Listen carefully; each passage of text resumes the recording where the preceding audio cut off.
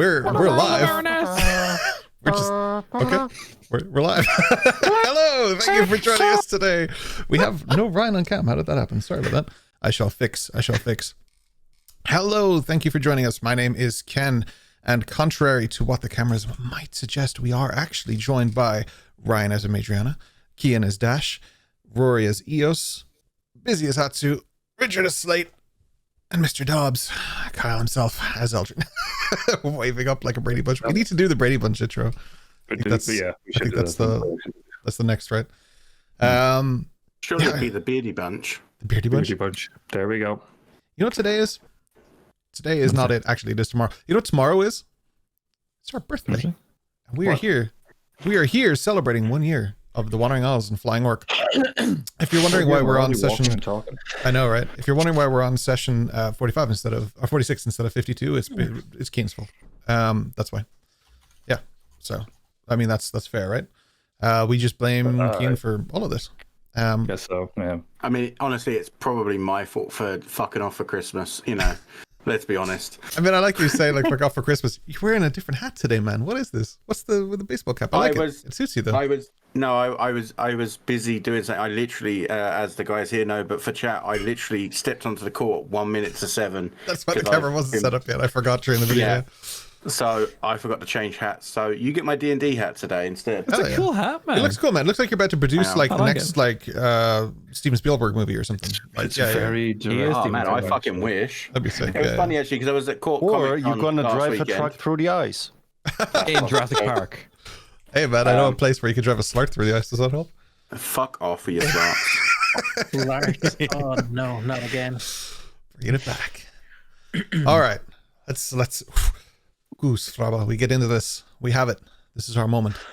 I think fittingly today, it is Mr. Busy on recap because today also marks the end of the year in game. So it's our birthday. It's the end of the year. Busy's on recap, and we're in his hometown of Saganatoshi.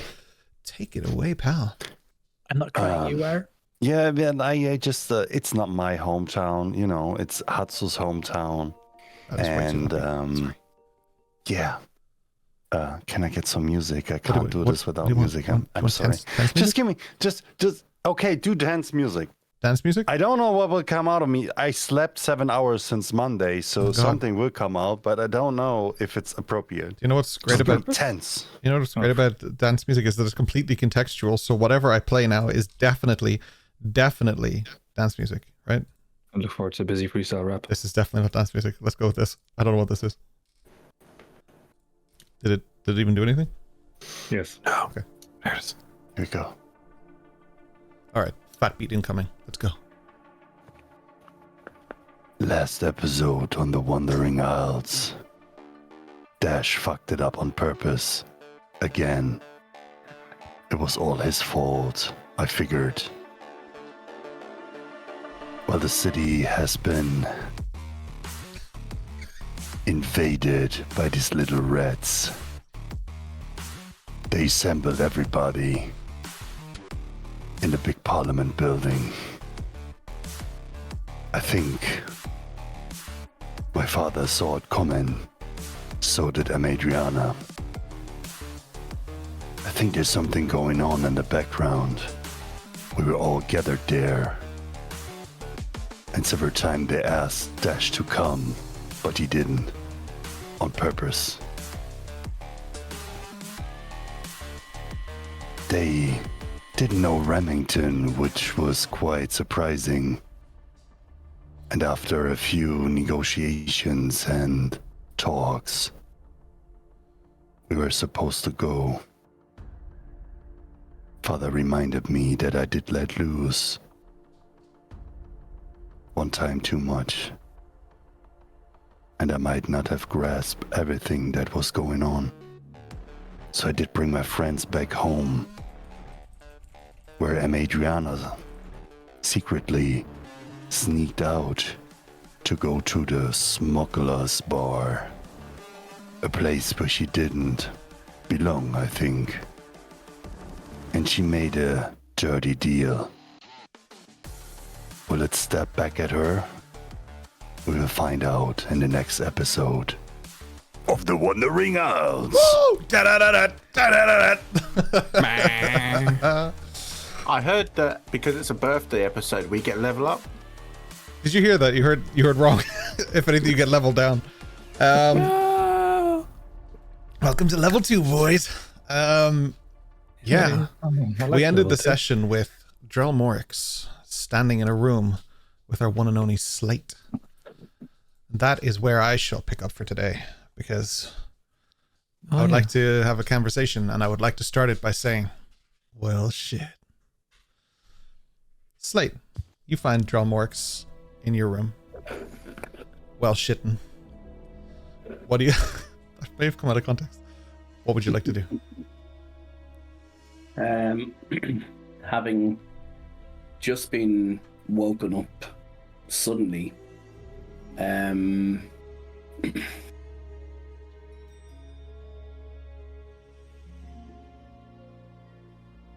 going to... How big is the room? Like, is it a small bedroom? Is it like... This is Hatsu's house, so it's a moderate room. Like, I mean, for logistical reasons, we'll call it like 3x2 grid. Like, does that help? It's a 6-block grid of yeah. So how far away is he from me? Like, other side of the room. So if you're in the upper left corner, he's leaning against the wall on the bottom right. Right. Next to the door.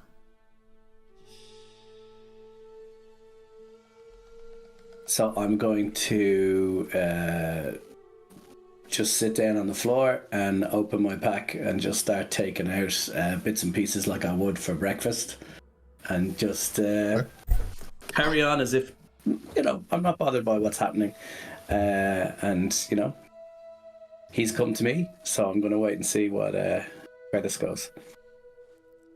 Well, wasn't my face red? Slate, clean as, just standing there. Thought I saw a ghost. The fuck are you doing here, man?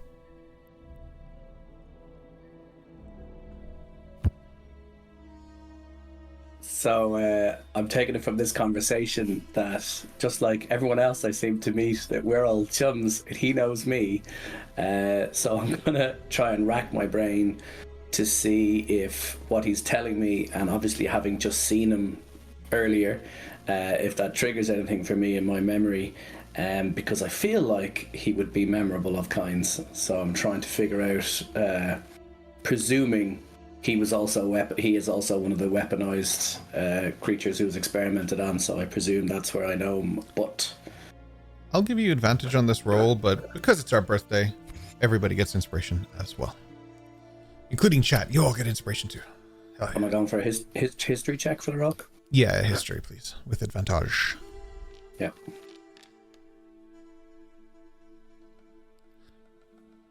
I rolled an 18. It's not coming up with a +3, so 21.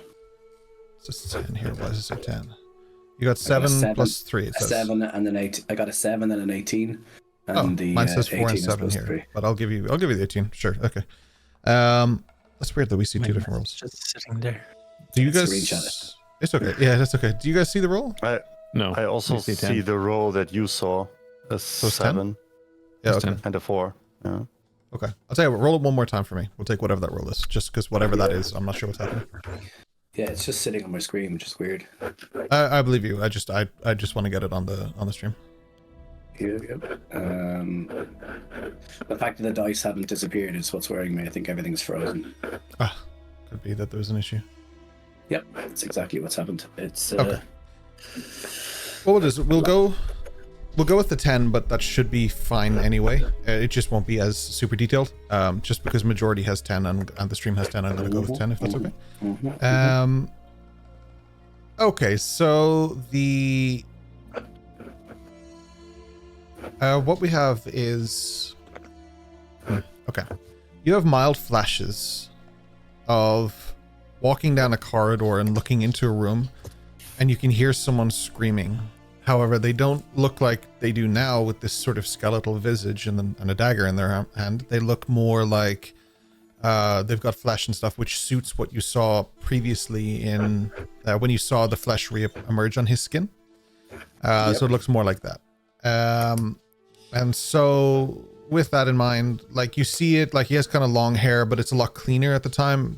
The fact that it's raggedish now under his hat means it's probably been a while since he's bothered getting, you know, like a haircut or anything like that. And his style is definitely different now than it was then. Then he was wearing what would typically be the same clothes you're all wearing. It's like these very specific kind of robes. They're white or gray that you're all wearing. It seems to identify your place here. And he was someone who was certainly part of that as well. I heard you were dead, man. And here you are. I think I thought I was too for a long time. Yeah, I know the feeling. He points to his face. Shit, man, what are you doing with these guys? Still figuring that out, actually, now that you mention it. What's the intent? Are you gonna bring them all to Harrow? They've already been acquainted with Harrow. Some time ago, actually. She just let them go? For now. She's simmering down in her old age.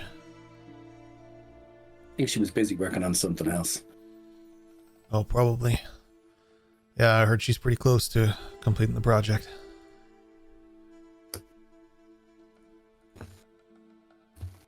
So what's the deal with tomorrow and all of this? Oh, I'm just a hired gunman.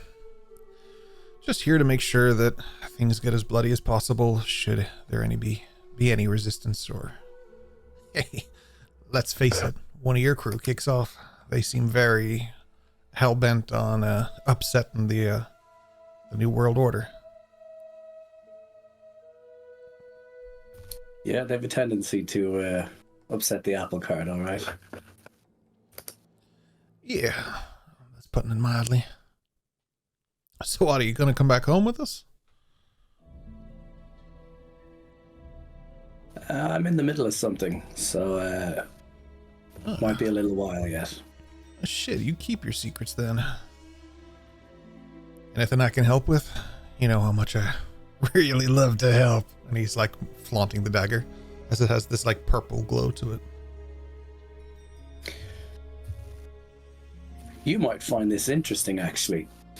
I'm going to take out the book, and I'm going to say, you know what this is? Yeah, I've seen a book before. Are you taking up reading? You didn't really seem like the type. You're going to love this. And I hold the book out for him to touch it. He looks at you suspiciously, and then he's like, all right. He places his hand on it. Are you you continuing to hold the book, or are you letting go? Yeah, fuck it. I'll go in as well, yeah? I mean, if there's ever a tagline to somebody, yeah, fuck it is like Richard's tagline. For sure. Let's do it. All right.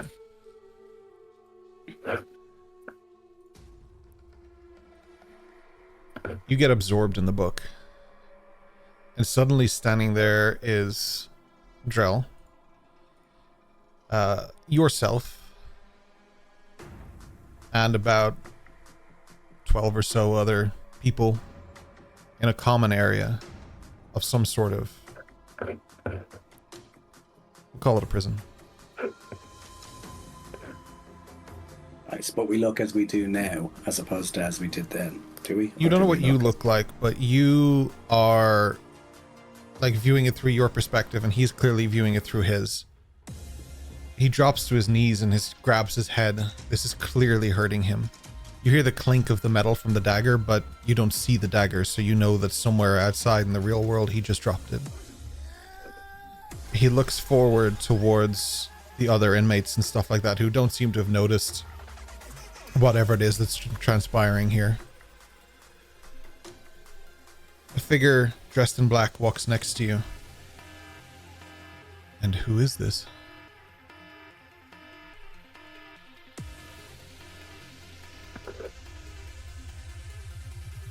This is an old friend of mine. I'm gonna try and help him to his feet. He steps back and sort of vanishes into the shadows against the wall. Oh, fuck, that hurt.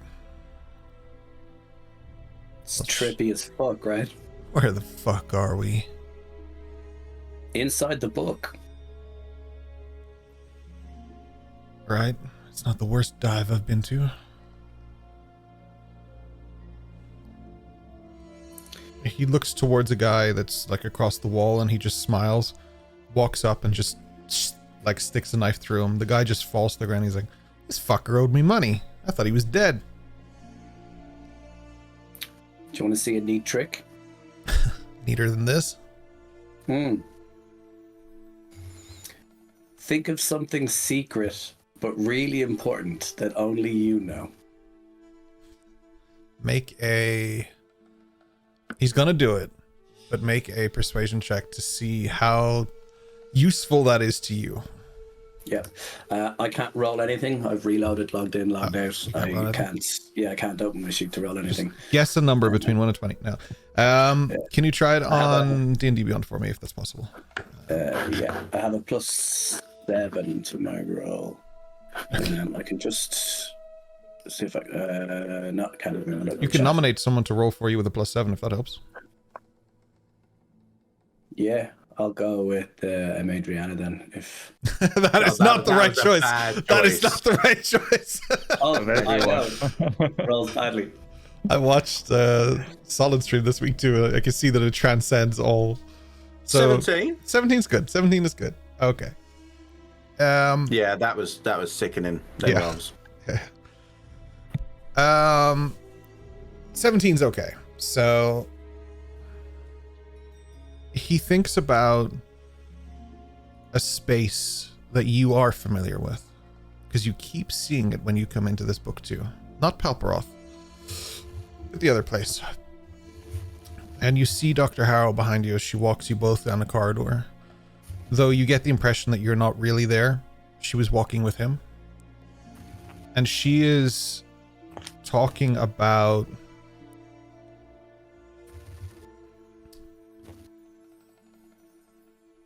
she says,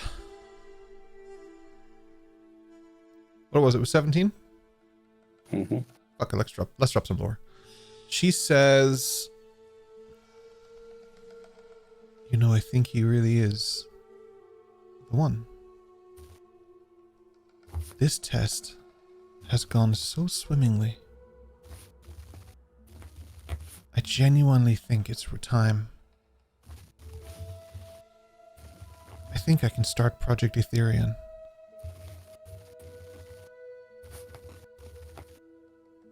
With what I got from him, and the other metamorphs, and the fractals, I think this should be... This should be done. Just need one more thing.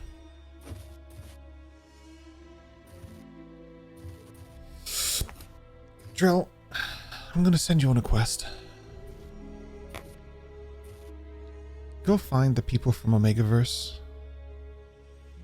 Do what it takes. Get me in touch with Samuel. Get a connection. We need his tech. The stuff that he's done for us so far has been fine, but it's time that I form a bond with him too.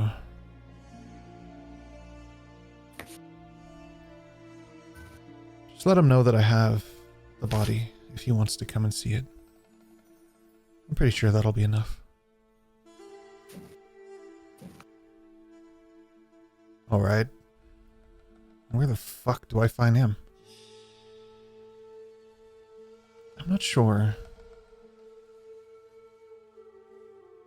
Just take your time. I've got plenty more tests to run. She stops and she looks into a window, and Slate, you stop and watch too, and it is you on the table, lying there unconscious. More familiar to your current aesthetic than anything past or present.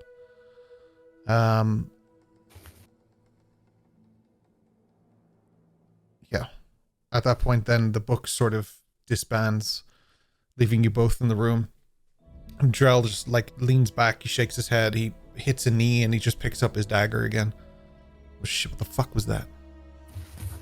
It's trippy, right? But cool for interrogation, as you can see why.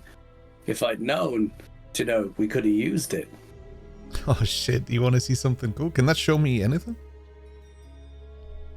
Anything that you know about, anything you think of. Oh, I know anything just you what to mind. show you.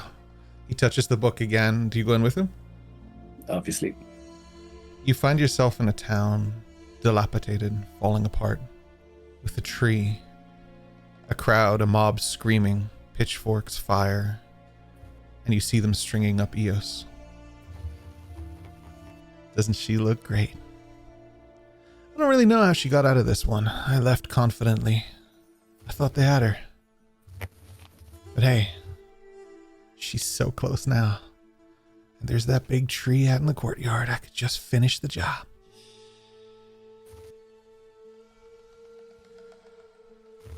What the first time...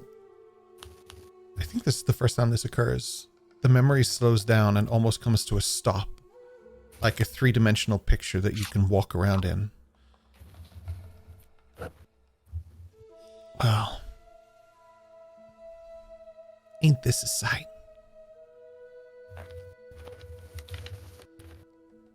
She's in her natural place. Wouldn't you agree?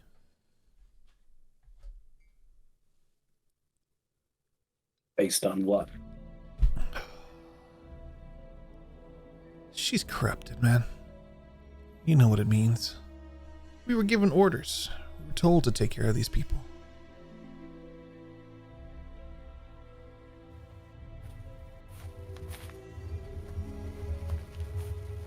Look, I don't know what this is and why you're following her around, but I strongly suggest you just take her home, man. Bring her to Harrow. Either she's of use, or she isn't. If she's of use, she ends up with you. If she ain't, well, shit.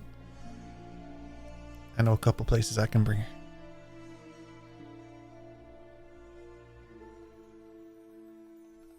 I'm gonna take out my map. Obviously, we're inside the book, but still, Sure. my equivalent of the map. And I'm gonna say to him, if I do bring her back, and it doesn't work out with Harrow, and you're still interested, where are you suggesting I bring her on the map? Just there, man. Same as always. She's the boss. Well, her or wherever you find the heaviest gold patch in the meantime. Coin patch.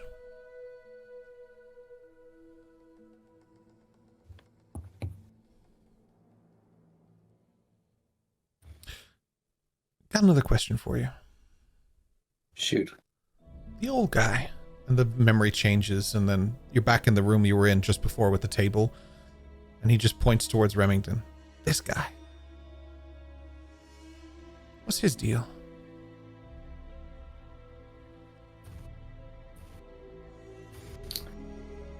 He's kind of like a teacher or a mentor of sorts.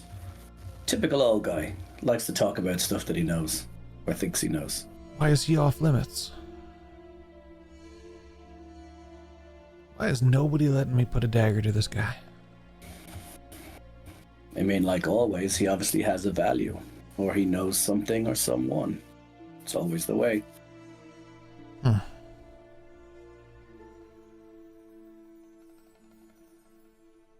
I thought there for a minute Ironclad was just going to have his head.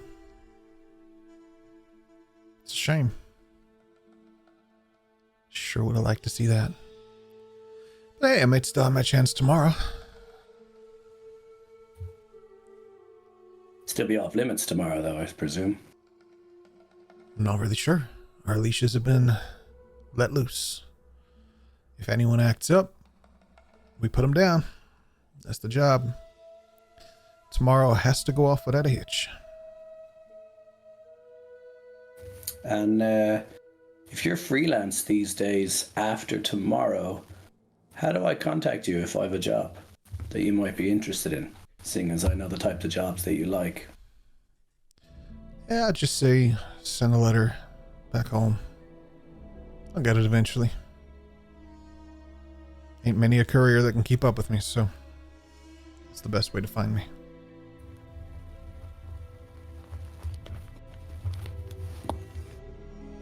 Hey, listen, man. We work well together. You ever feel like not being a lone wolf or part of whatever ding-dong pack you're following around here? You let me know.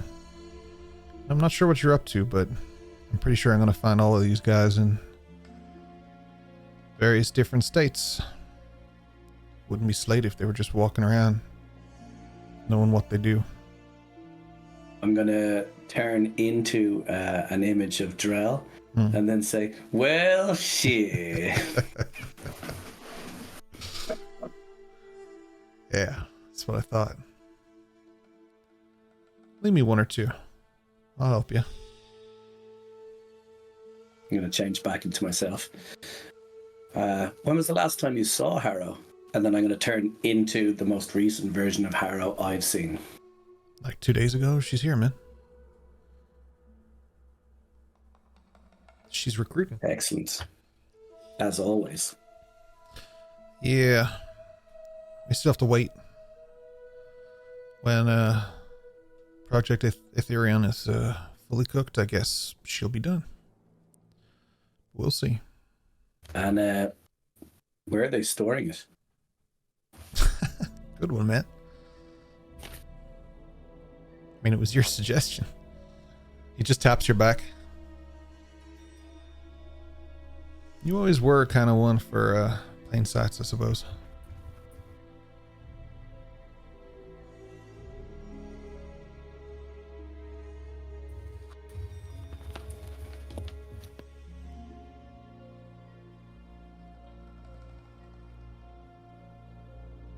It's good to see you. Yeah, you too. You especially attached to anyone in this group, or can I go knocking on doors? For now, like I said, I'm working on something. Alright. If I catch any of them acting up, though, no special treatment. Just because we go back. If you need to put them down, put them down. Just don't finish them. I need them alive. I think you'll find a few of the group up by Ashrest, if you're ever up that way. It's a good place to get some killing done. Good to know. It's been a while. Yeah. Well, it's almost 6. I best be going. I got a town to save. Shit, I hope I see you soon, man. I'd imagine you will. Keep an eye on that book. I might come in handy. You ever up Harrow's way, you should show her that. That might give her some damn fine insights. Do me a favor. Don't tell them about it, because the trippy experience is never the same if you know about it beforehand. It's so much more fun just to enjoy it on the fly. You always were fucked up like that. Hey, shit, mum's the word. Alright, I gotta get out of here. One more heads up. There are a lot of people mad at this house. You should find somewhere else to stay. That's just my suggestion. Anyway. He opens the door and he just walks out and he walks down the hall and you just hear... And he just walks down the stairs.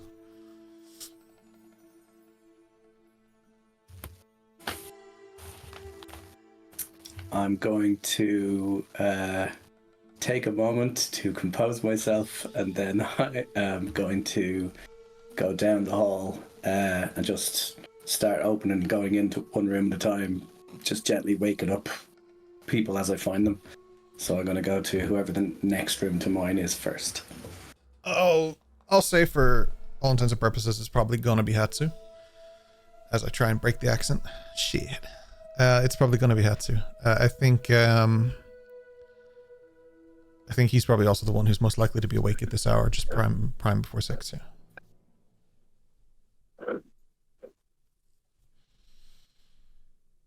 What is it, Slate? You just had visitors in your home, and Impossible. I'm not sure if it's safe here.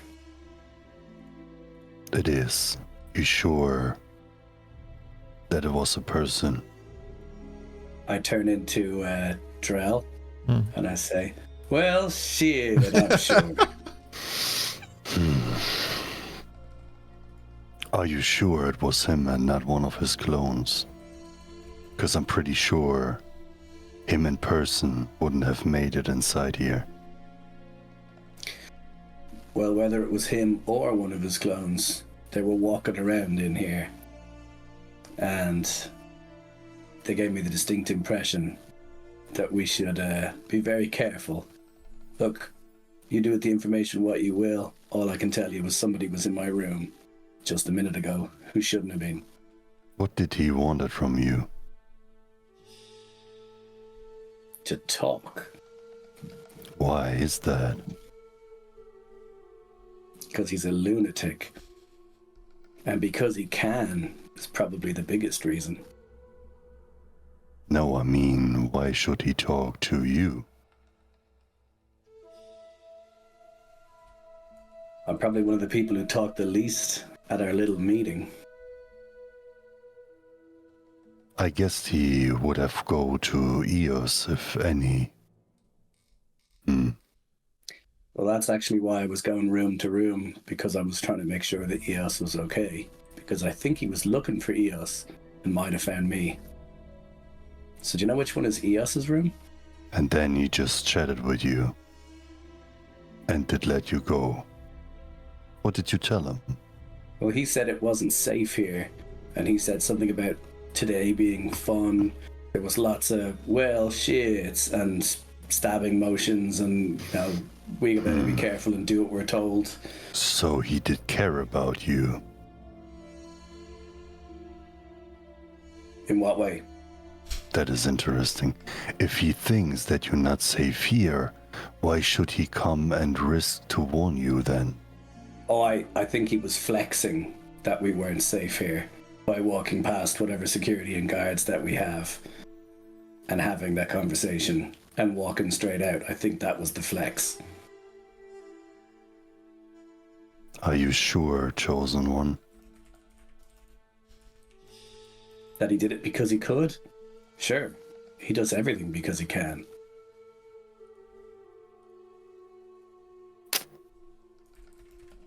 If this is the path you choose, all right.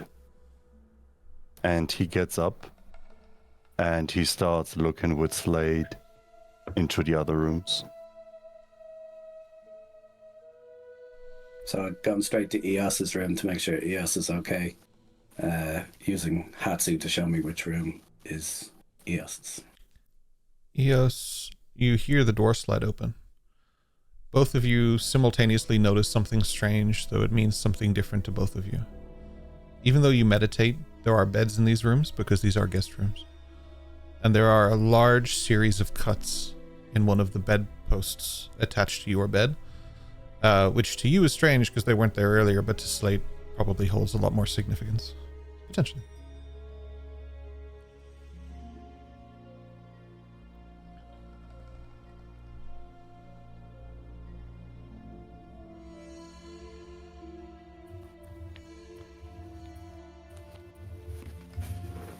Morning. Good, you're okay. Am I not supposed to be? Drell was here looking for you, I think. No, he wasn't. He came into my room, so I just wanted to be sure that you were safe.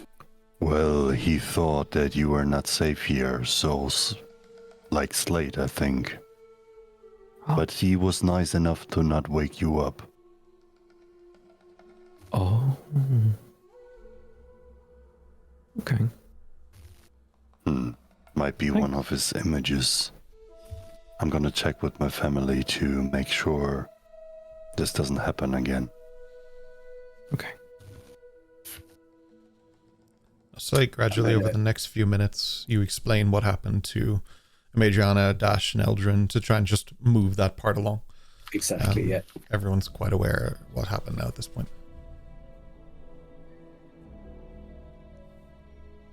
Hatsu would go wake up his mother actually, because he would know that she's already awake and might be at the training site where she usually is in the mornings. Yeah, Kokoro would have been awake hours ago. She would be out back by the tree. She wouldn't be that far yet because she's supposed to be here for first bell. But yes, she would be doing her training first anyway. She also has a little bit of frustration pent up to release, and that's, your father isn't home yet, so she's worried, but her fear doesn't turn into like anxiety, it turns into just rage. So a tree is taking a beating today. He would go like, Oka-san, I'm sorry to disturb your training. Do you have a minute for me? She swings around with the sword and then stops it before you and then spins it around and then sheathes it. But she does it respectfully, not in like a cowboy maneuver, like more of a, like, she spins it around, she cleans the blade and then controlled and badass, because that's your mama. So she's like sweaty and, like warm, and she's been clearly doing this for probably over an hour, just constantly just trying different. She doesn't just practice the skill of swinging a blade, but the stances that go with it, and she knows a significant amount of those stances. So she was going through that, but she just folds her arms in and she just bows towards you. A good healthy bow.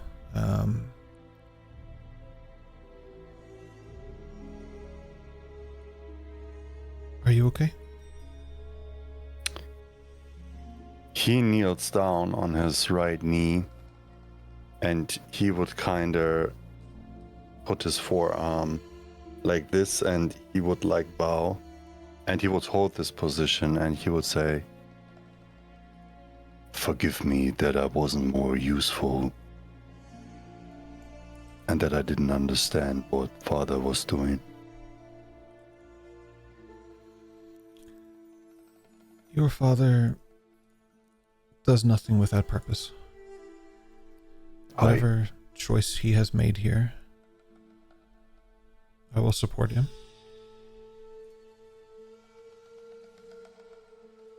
She removes her hood and she has this kind of, it's almost like a dark cloak that she has on. She takes that off and underneath you see she's actually wearing her ceremonial garb she's prepared for today. She just didn't want to get tree sap and bark all over it. She folds the robe nicely and she hangs it up kind of on the side panel there. One thing that's quite unique about your mother, and it's something that a lot of people point out, though Hashirama himself has aged and you have aged and like your sister has aged and like everybody ages, she looks exceptionally young for her age. Like she really ages gracefully and beautifully. Her skin is flawless. She looks the same as she did 20 years ago. For some reason, her and Keanu Reeves drink from the same Kool-Aid, and it's just phenomenal. She is currently wearing her ceremonial garb, which consists mostly of a dragon's gold tiara and some gold winged sides to it that blend with her hair. She's wearing ceremonial white and red, which is typical for Sagunatoshi in during this event, and mostly seen worn by the Kensei. So she wears that out of respect for them, which are like the honor guard of Sagunatoshi, the highest respected guard of Sagunatoshi. She hasn't put on all of her jewelry yet and stuff, which she normally would. She will do that after her training. But it's a little taste of home because every year you see her wear this, and every year it's almost the same picture, the same painting, the same thing. It's just it's her. And there's something nice and familiar about that for Hatsu, that like this day holds a lot of regard to Hatsu, you know?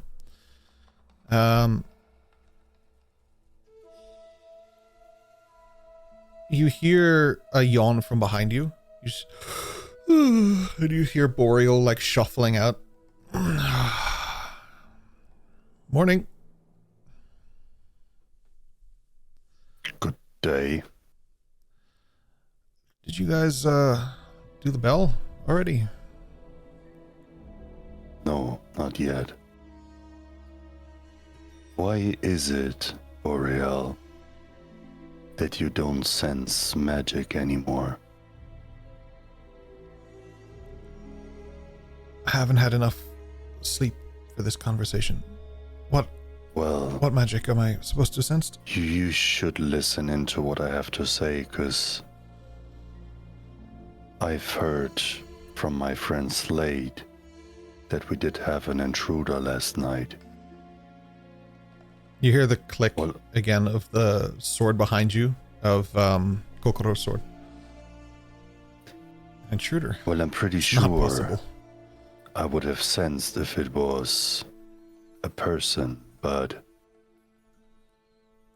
at the Kurt house we encountered a person that was able to make magical clones of himself, like images that could act on his behalf.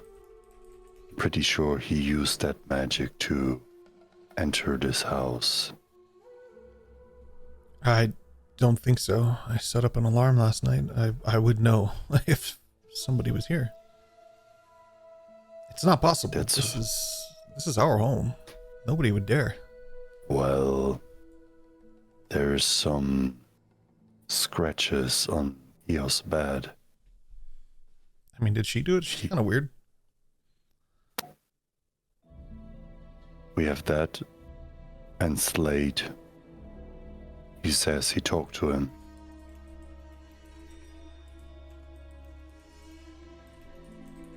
Okay. I actually think he was looking for him.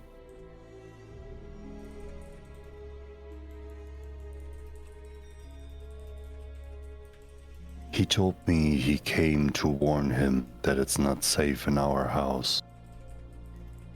But which assassin would gonna warn his prey that he's gonna get killed from somebody else? That doesn't make sense to me. I'm not Remington. I don't have his skill, but I can tell you this wasn't magic. I would know. I would know if anyone walked in here in the first place. I have been very protective, as I always Well, have been. I followed Father's Father- steps. Did Father send you the reports that I did send from Volcanus?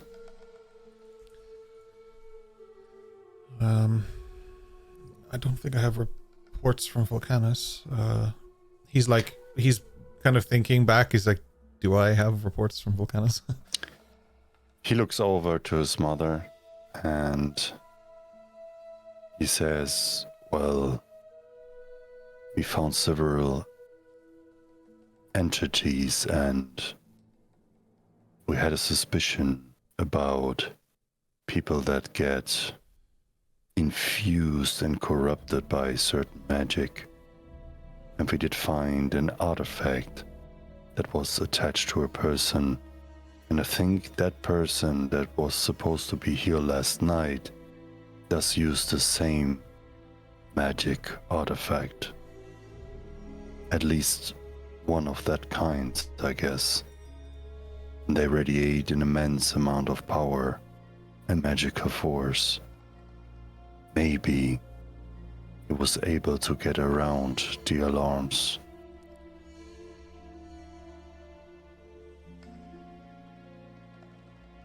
Shokote is guarded, protected.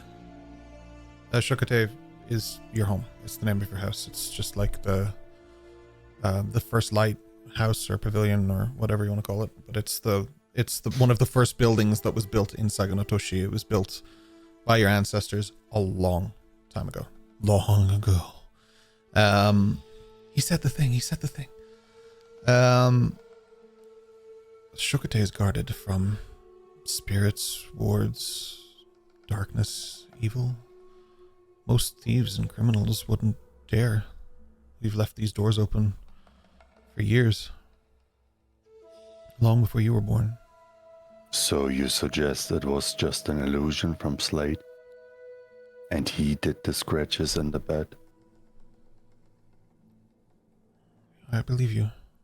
It's just concerning. Honestly, I don't know what I should believe now. Did they take anything? Not that I'm aware of. They didn't touch anybody. They didn't take anything. Okay. Are your friends okay? They look okay, but I'm concerned about Slate. Why would someone guarding your father go to his home alone? And why go to your friend Slate? And why scratch Eos's bedpost? This raises many questions. Well, there is a backstory that he had with Eos, I think. She was quite scared of him. I think she knows him from somewhere. But it's odd that he chose to speak to Slate. I can't get my head around it. Why? Why would a professional do something like that if he's supposed to do quite the opposite?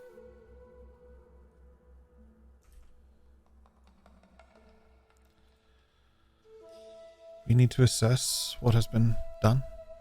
See how we can increase our security if this is what we must do. But the dawn bell is soon. Hi. Enjoy the festival today. Let's make sure that our family comes home from it. When your father is here, he will know what to do.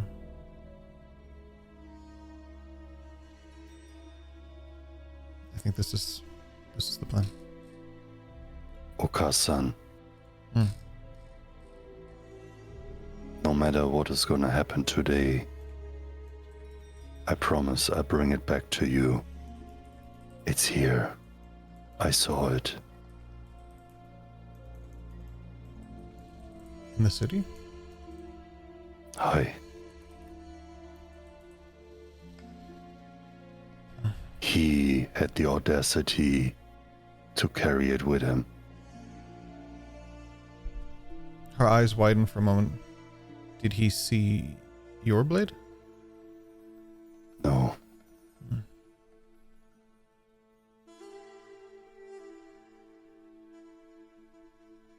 This is good news in disguise. He will likely be at the parades today. I think he will stay with the one in charge. They seem to have some kind of contract, and I'm pretty sure he hired him to give him more insight about the city.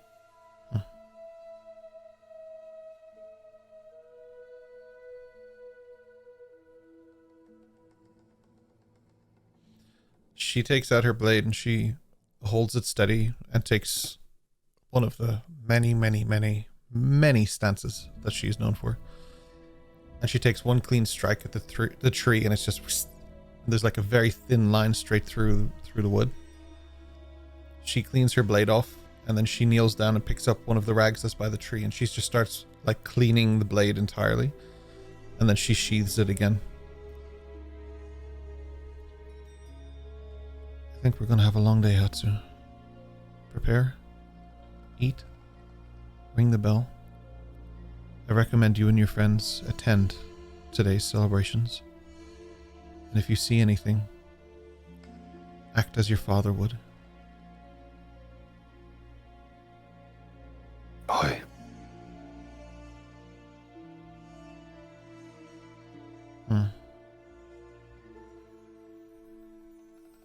Today will be a good day, Hatsu. Make your family proud. I live to serve.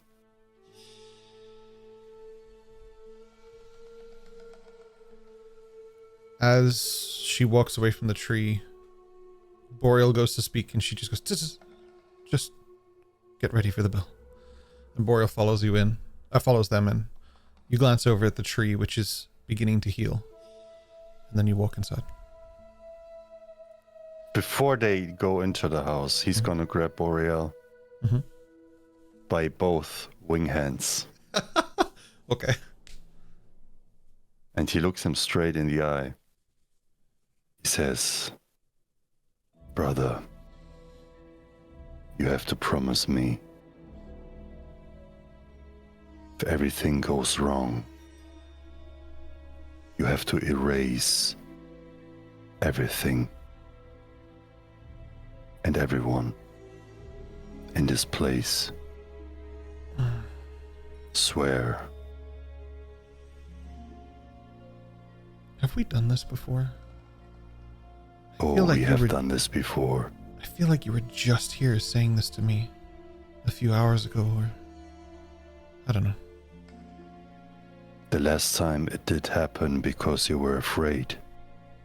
This time it has to happen because it has to happen when it has to happen. Yeah. We can't get them. Let them go. If it goes wrong, if we lose mother and father, we have to take their lives. You're just saying this just in case, right? We're not going to lose them, or... Boreal, you are the last line of defense. I hope you know that.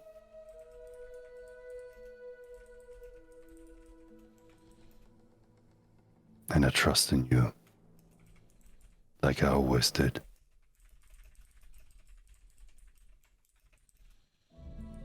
He just lets out a big sigh and then just shuffles upstairs to go get changed.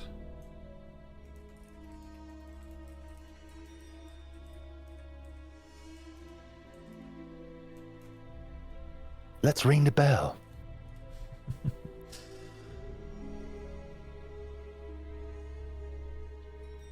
You all gather around. Hatsu's mother, Kokoro, begins the prayer. Hatsu and Boreal and your sister, whose name, why am I blanking? You want to say Ami, it's not Ami. Asuka? Asuka. Asuka. Capes, Asuka. she joins in as well. None of you are expected to necessarily pray with them, but it's a beautiful moment, and then it is just calm serenity, a beautiful sound, which is then sort of accompanied by a small chime. And the little chime carries so much weight to it, each of you just feel like it washes over you.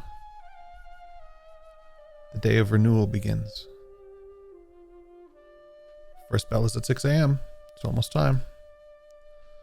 This is technically first bell, but first public bell. After the ceremony, Yeah, Hatsu would end his prayer and he would go over to Slate and he would open his hands in front of him and he would say, Mother of light, creator of shadows, send us a bee for those who are in need. Guide this soul the way he's supposed to go and lead him out of the shadows. And he just goes ahead without saying anything more.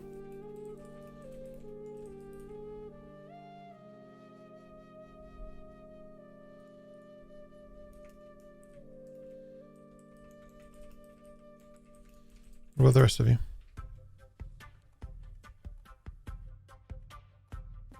Just listening, watching, following Hatsu's lead. Likewise, but putting on my best suit, of course. Waiting for a quiet moment to talk to Hatsu.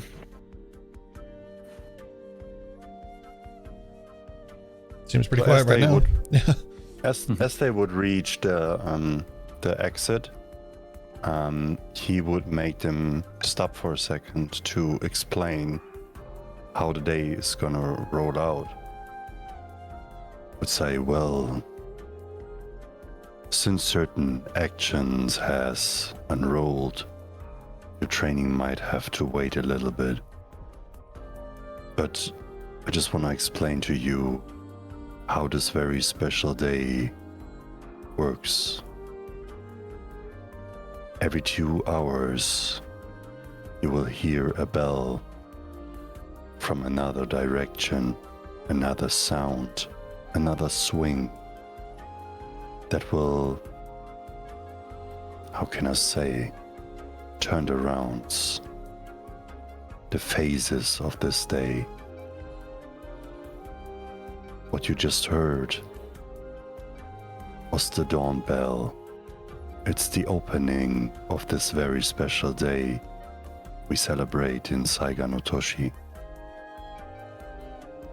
And with every bell sound, I'm gonna explain to you what the next phase of the day will be.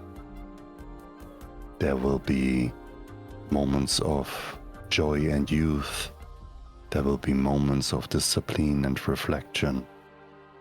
There will be moments of regret and memory, and many more. I would like to encourage you to participate in order to reflect about what's happened, what is, and what might be. The people you left behind, the people you met, and the people you want to fight for with your life. It will help you to cleanse the fog on your way to find your purpose. And if you have any questions, just let me know.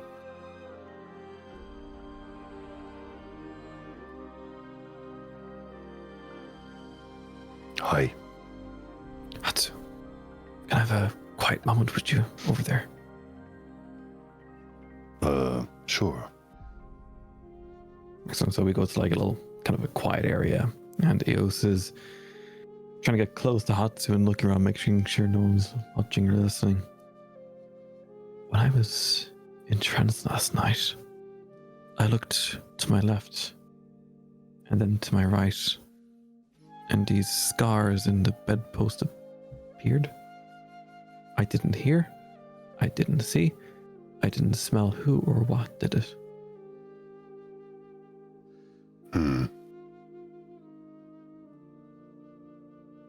Maybe it was an illusion. Maybe it was magic. But Slate says it has to do something with this bad person. What was his name? The skull guy. Drell.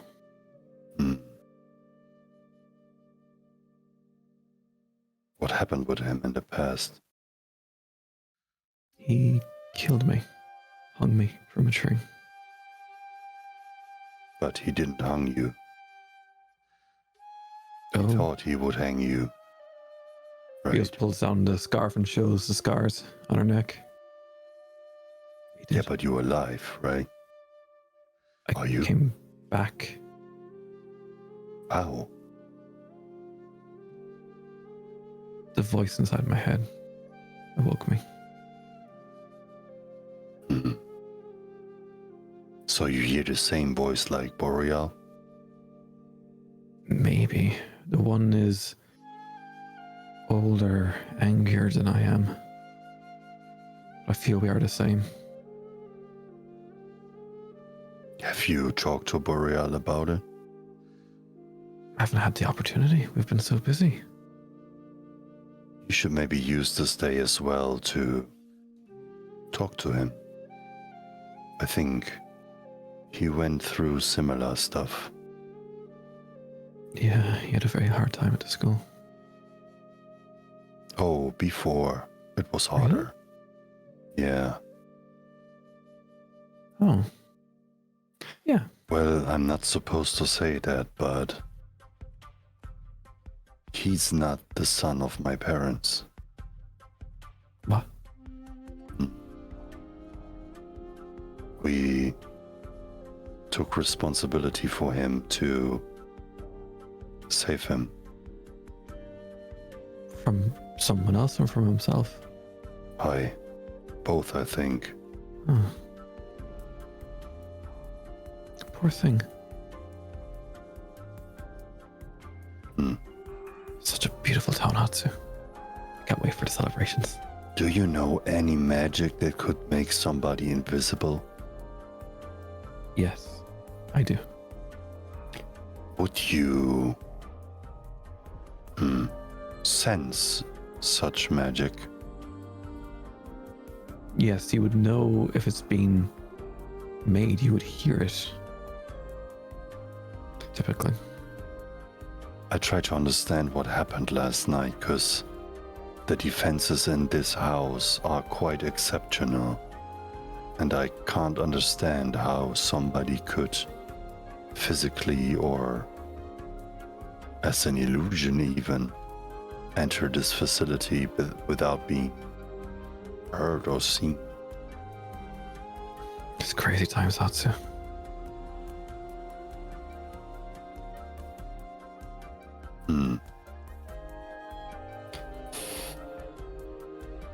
Is there a possibility to manipulate somebody's mind so they give you information without you knowing?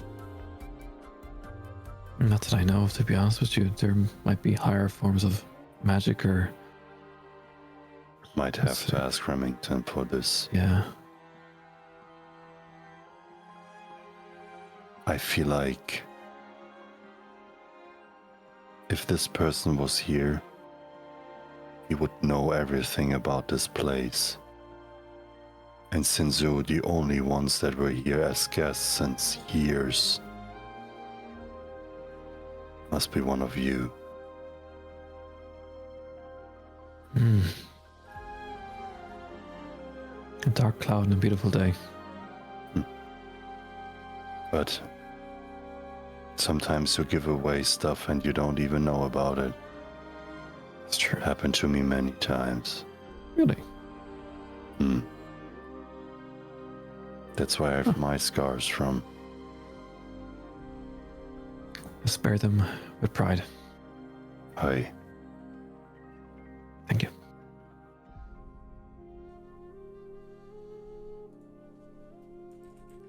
Well, as he turned back to the entrance,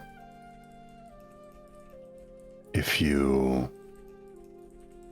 don't mind, we should take a walk.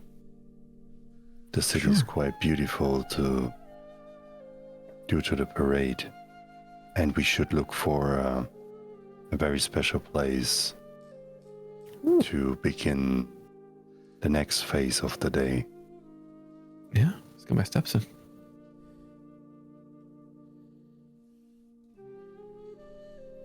there anything else anyone wants to do before you leave the house? Find a coffee. Dad hasn't slept, so like coffee be pretty good. Or strong tea. You hear I'm clinking sorry. in the kitchen. You hear like clinking of pots and stuff like that. And Dash, you lean in, and Lissa is just slamming cupboard doors and just trying to find any semblance of like caffeine. I think she has a dependency.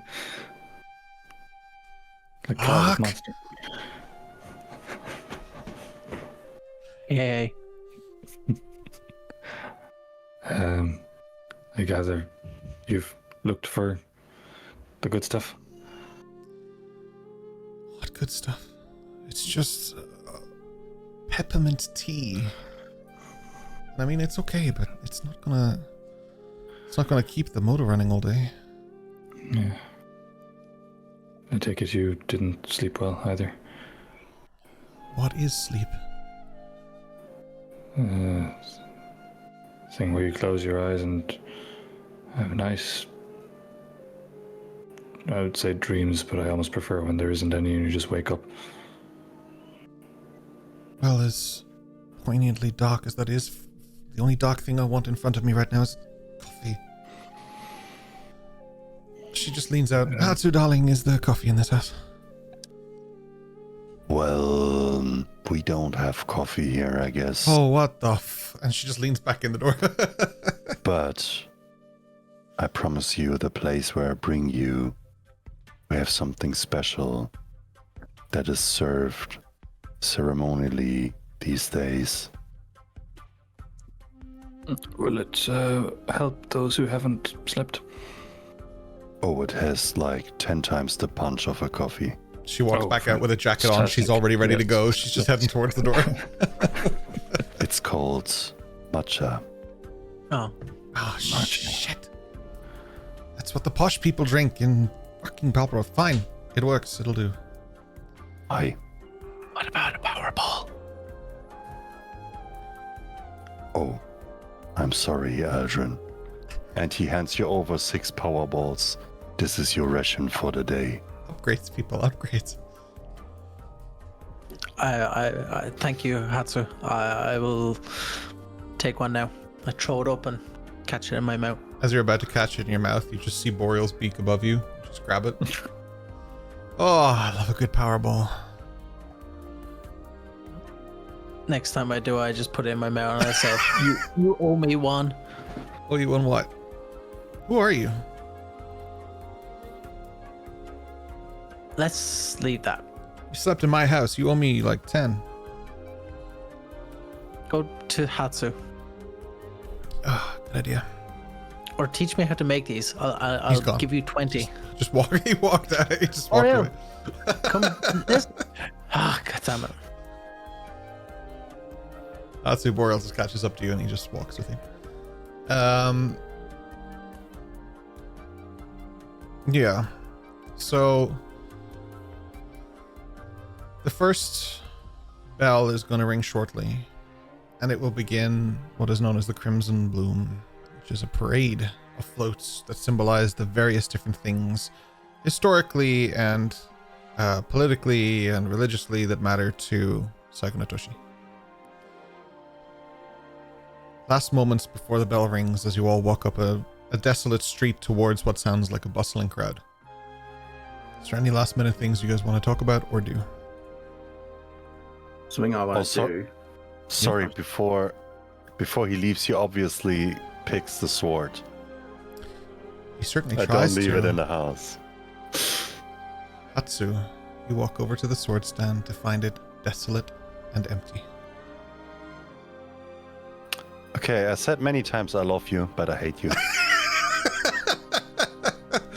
I'm sorry, man. I wasn't even going to bring it up unless you mentioned it. Sorry, pal. You find it empty. Hopefully today you find it again, though. It's motivation, inspiration, and other Asians. I think you could use a couple of rogues to get those weapons back. I mean, if anyone's going to know.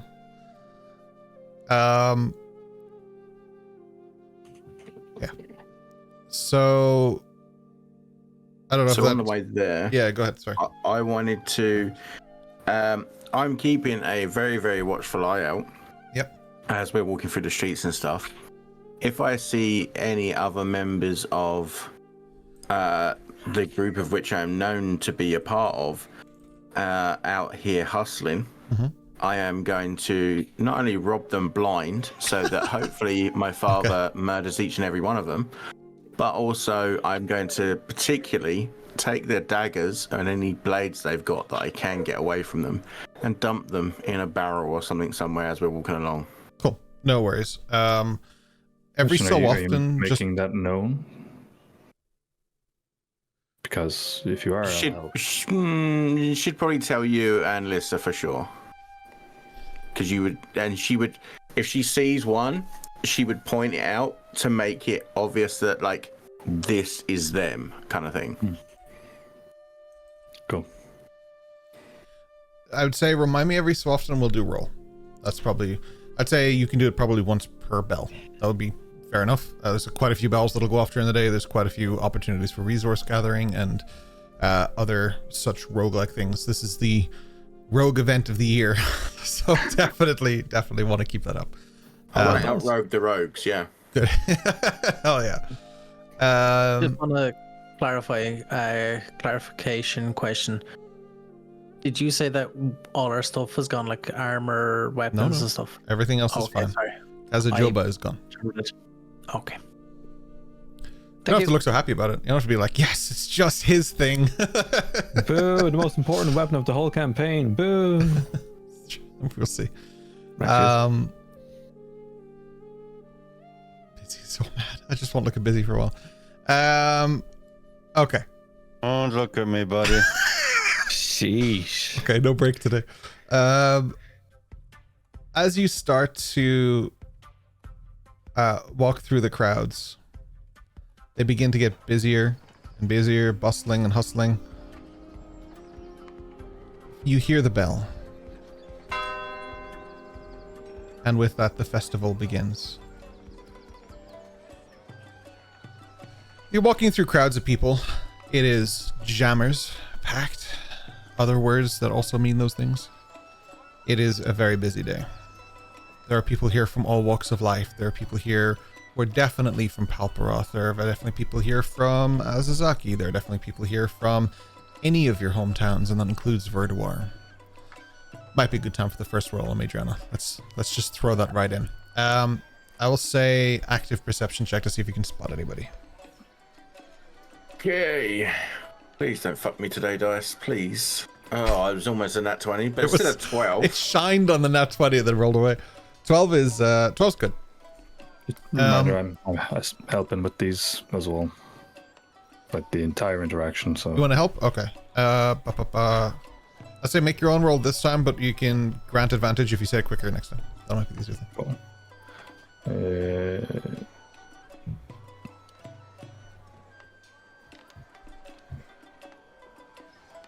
Hell yeah, 5.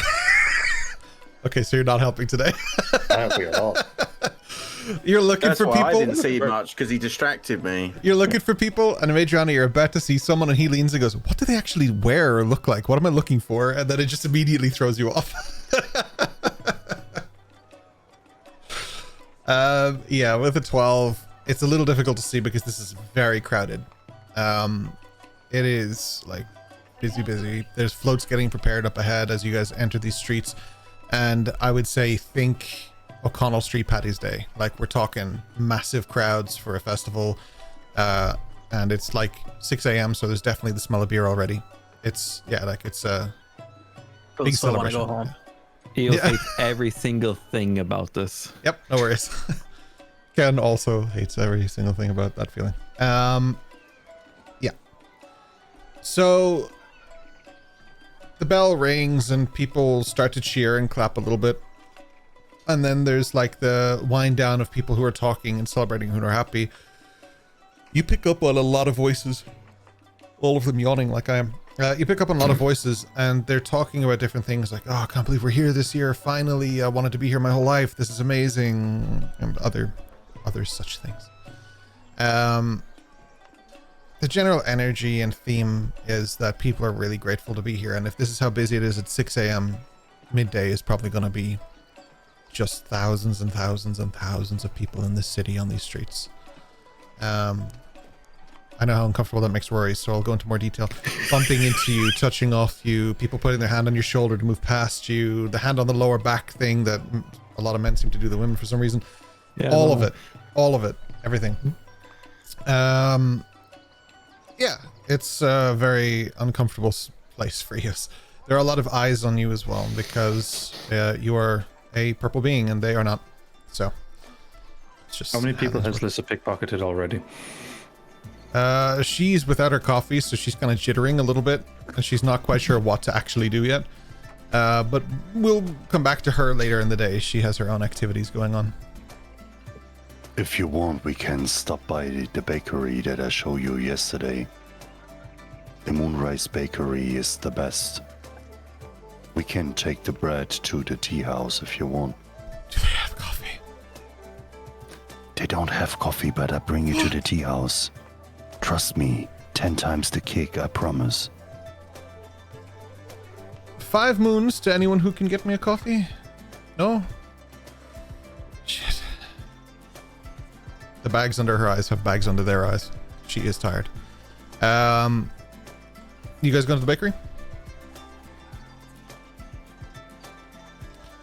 Yes. Normally a long queue, especially today, but with things as they are, and with Hatsu being who he is, you guys get to move in through the queue quite quickly and easily, because you've got more important places to be, and you are an important person with important things to do, and other important.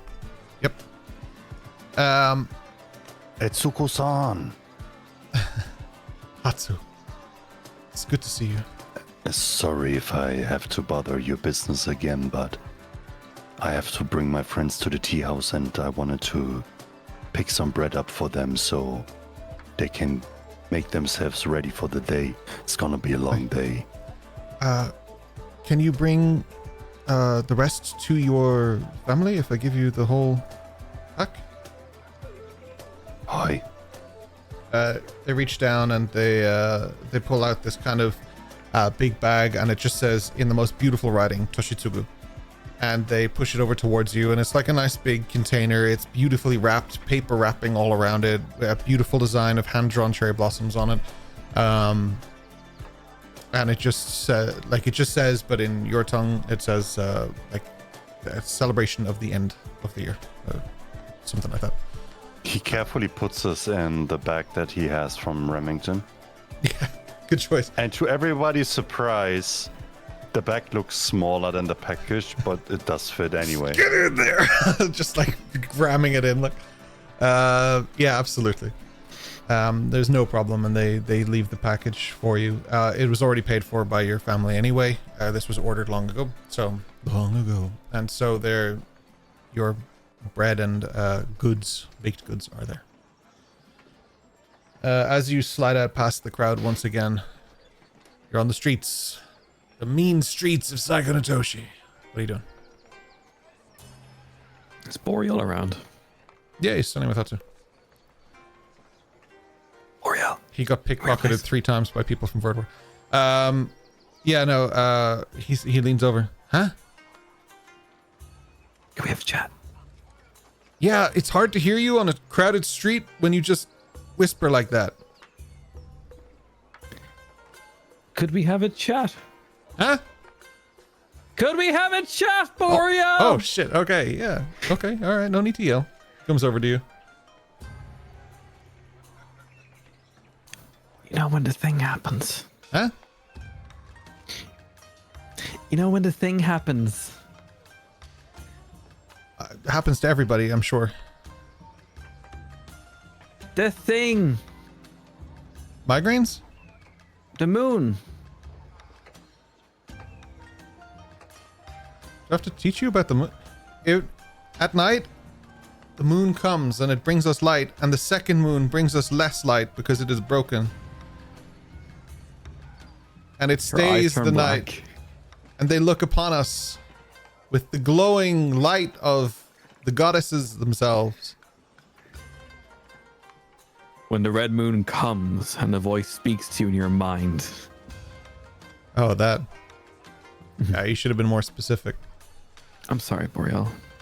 I haven't slept in about 20-something years. When it speaks to you, is it your voice in your head? No. Who talks to you then? My best guess is the moon, but I don't know. Does it sound like you? Does it sound like you? What do you hear? Why are you asking me these questions? Oh. Long ago, I had a situation like yours. And you heard my voice in your head? I heard my voice, but angrier in my head.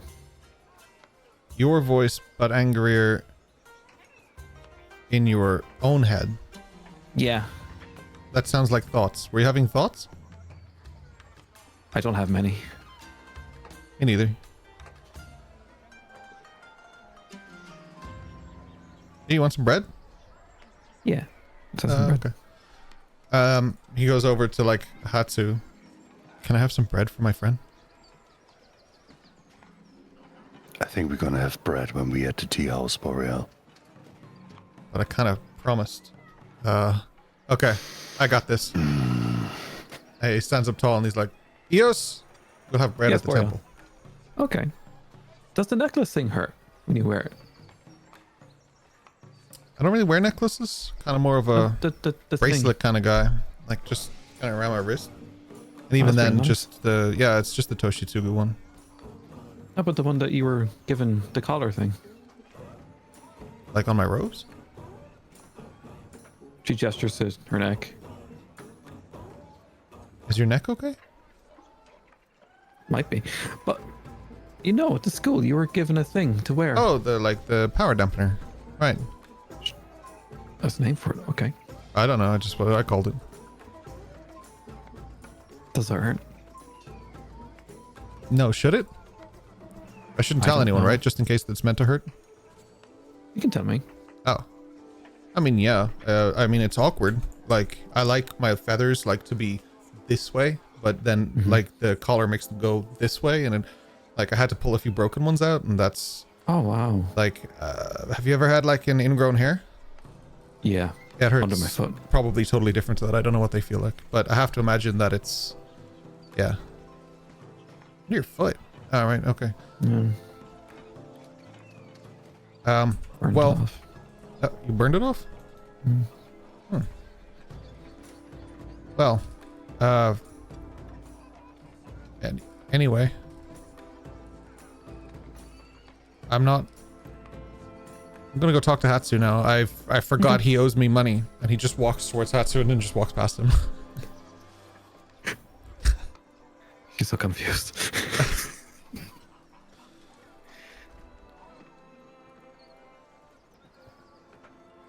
So, what do you guys want to do? More questions than answers. She has no answers to her questions. I don't think you answered a single one of your questions, though. No. Following Hatsu. Hatsu's leading the On party. a quiet today. moment, he would signal Ayame to move over because he knows she's following. She always does. Yeah, she comes over and hi, and she's in absolutely stunning robes. Her hair is done. She has makeup on. She has a very ceremonial garb. He leans closer in and he whispers in her ear. We had an intruder last night. They took Kazujoba from me. From the sacred place. I don't know how they did it, but my mother should be informed that they did it. Hey. She's about to sort of walk towards the temple where your mother would probably have gone to. She stops and she turns and she's like, "Are you okay?" No. It's like someone is gripping your heart and puts it out of your body. You can still feel it beats, but it's not there anymore.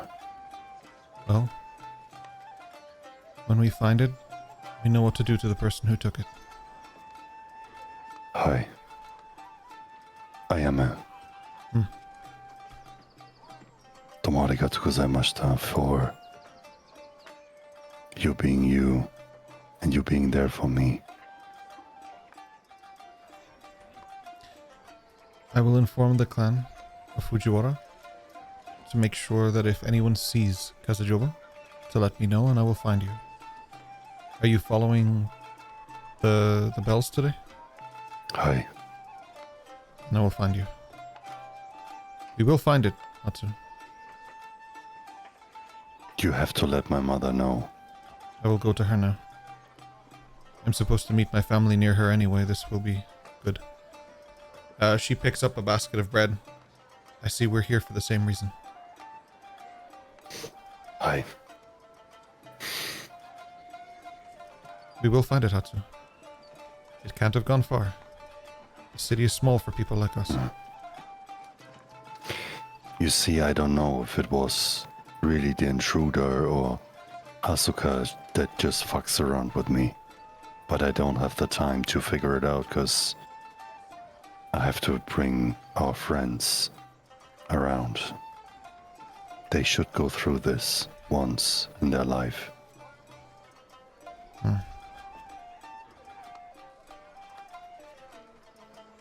You hear a horn in the distance just blowing, and you know that it's time for the parade to start.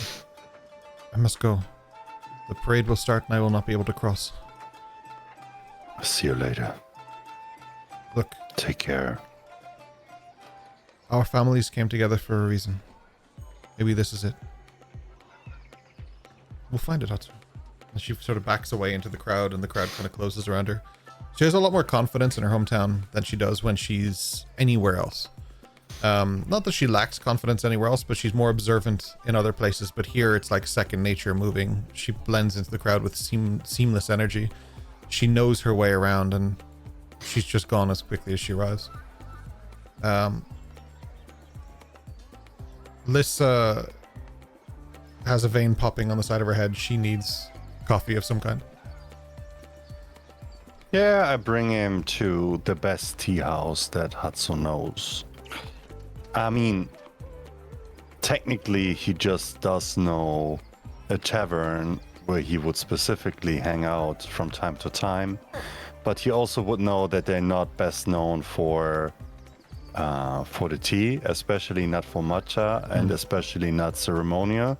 So he would bring them to a place where Lissa would get a matcha that is so strong that she would feel her heart racing like 20 times over. She can see the end of the campaign or something, yeah. Yeah. Yeah. I'll take 2 of those. So will I, as the DM. Can I have that? Yeah. Please send me. As you guys approach the tea house, it's closed, and you know it won't open for like another roughly an hour or so. It is during the tea ceremony it'll open, but first the floats begin to emerge. And first you see a float that goes by that depicts the Battle of the Emissaries, one of the most famous battles in the history of the Isles. There's a reverence and unease to some people seeing it. There's skepticism. There's like, ooh, ah, like as they watch it. It's just sort of a strangely spread out reaction. It's very little celebration towards it because some people, particularly humans and stuff, revere this as a threatening part of history. This was when Timaroth was lost. So it has a pretty powerful significance, and it leads all the way up to, you know, people like the way they treat Eos. Next up is a float that commemorates the Battle of the Blossoms. The elder Kensei, as they're walking, would have tears in their eyes and would be weeping because this was a big moment for Saganatoshi history. After that, you hear marching. Feet just marching in unison, and you see the crisis response unit as they walk through the city. Dozens and dozens of them. Dash, do you actually do that? Was that Kian or Dash? That's cute. Okay. Above the Dash table, is flipping it off. Hood is up. She's just like, Yep, probably a good idea. Yeah. Dash is doing that thing from Ali G, which thing. Yeah. Yeah, just like hiding it. stealth check. Next goes by the Fujiwara clan float. You actually see Miyuki Fujiwara, who was there last night, the mother of Ayami.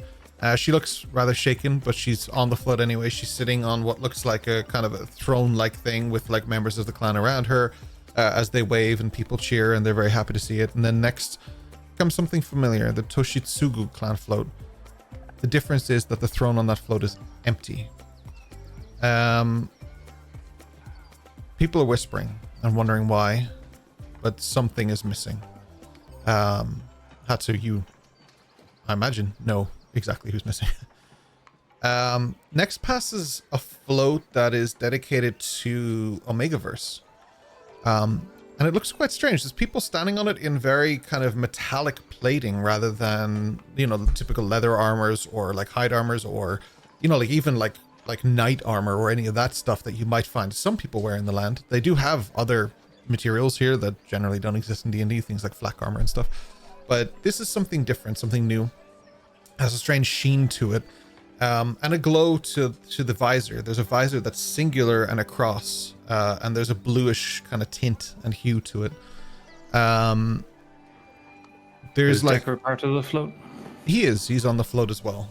He's throwing out these like things that they're like these little cards, and they and they fly out. People are catching them. One lands by your feet. I'll just say Dash because you asked. You pick it up, and it's literally Omegaverse business card. It's just a normal thing the decker would throw out, and on the back of it is a fake version of his signature. It looks like it was stamped on. It would look the same as the signature that he actually did sign, like there is authenticity to it, but it's just stamped. He most likely did not do that, if that makes sense. And finally, there's the Ancestor Procession. So names are read and petals are scattered, and the first lanterns are released. And as it goes, you can see the petals as they fly through the winds, and you see the lanterns as they take off, and they sprout and drop petals as they go from little satchels that are attached to them that burn away at significant milestones. There's a piece of string that's burning on the inside, and the lanterns just fizzle and burn out in the sky. A little bit of ash might rain down later, but that's about it. Yeah.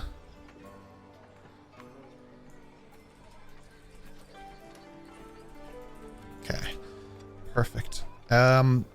Once the floats end, you hear the second bell ringing. And as it rings through, the door opens behind you and the tea shop is open. Boreal just runs straight through the door. Oh, we should hurry. This place is gonna be crowded in a second. Let's go. Oh, okay. As you all run in, you get the first major table. You get the idea that the fact that the owner is serving you guys and not one of the waiters here is also significant. They seem to recognize Hatsu and be very grateful that he's here, and Boreal as well, and be very grateful that he's here. The fact that Boreal is here, hood down, kind of face out, means they recognize him, they know him. There's a sense of ease here. It should be fine. The crisis response unit are at least 100 feet down that way. Takes off the hood. And so begins the tea ceremony. So I ask you, what are each of you ordering from a ceremonial tea house? And I will start alphabetically if possible with Amidra. I was going to say, before the tea house, do I see any other people now that we're on the second bell? Okay, I'll give you that. Yeah, if you want to do a roll, and I'll give you Dash's help if you want as well. So this is before we went in, so... I'll say okay. you'd see it on your way in, yeah. So that's a 14 that rolls into an 18. Okay. Yeah, you would definitely see somebody at this point. Might not be who you think it is, though. Busting through the crowd, further up, you hear doof, doof. Get the fuck out of my way. Just knocking people on the side and knocking them away as he follows down, and it looks to be that he's trying to get to the Omegaverse float. He's just knocking people out of the way. You can see his entire upper torso through this crowd. Like, it's not just you see his head or his neck. Like, you can see a significant amount of his body as he pushes past. And behind him are two people who would work for your father. Okay, so the two people behind him, what money they got on them and what weapons? I want to see what I can take. Let's go with stealth first of all. Me too. If you want to. 15. Okay. 25. Holy shit. Rogue's got a rogue, man. Rogue's got a rogue.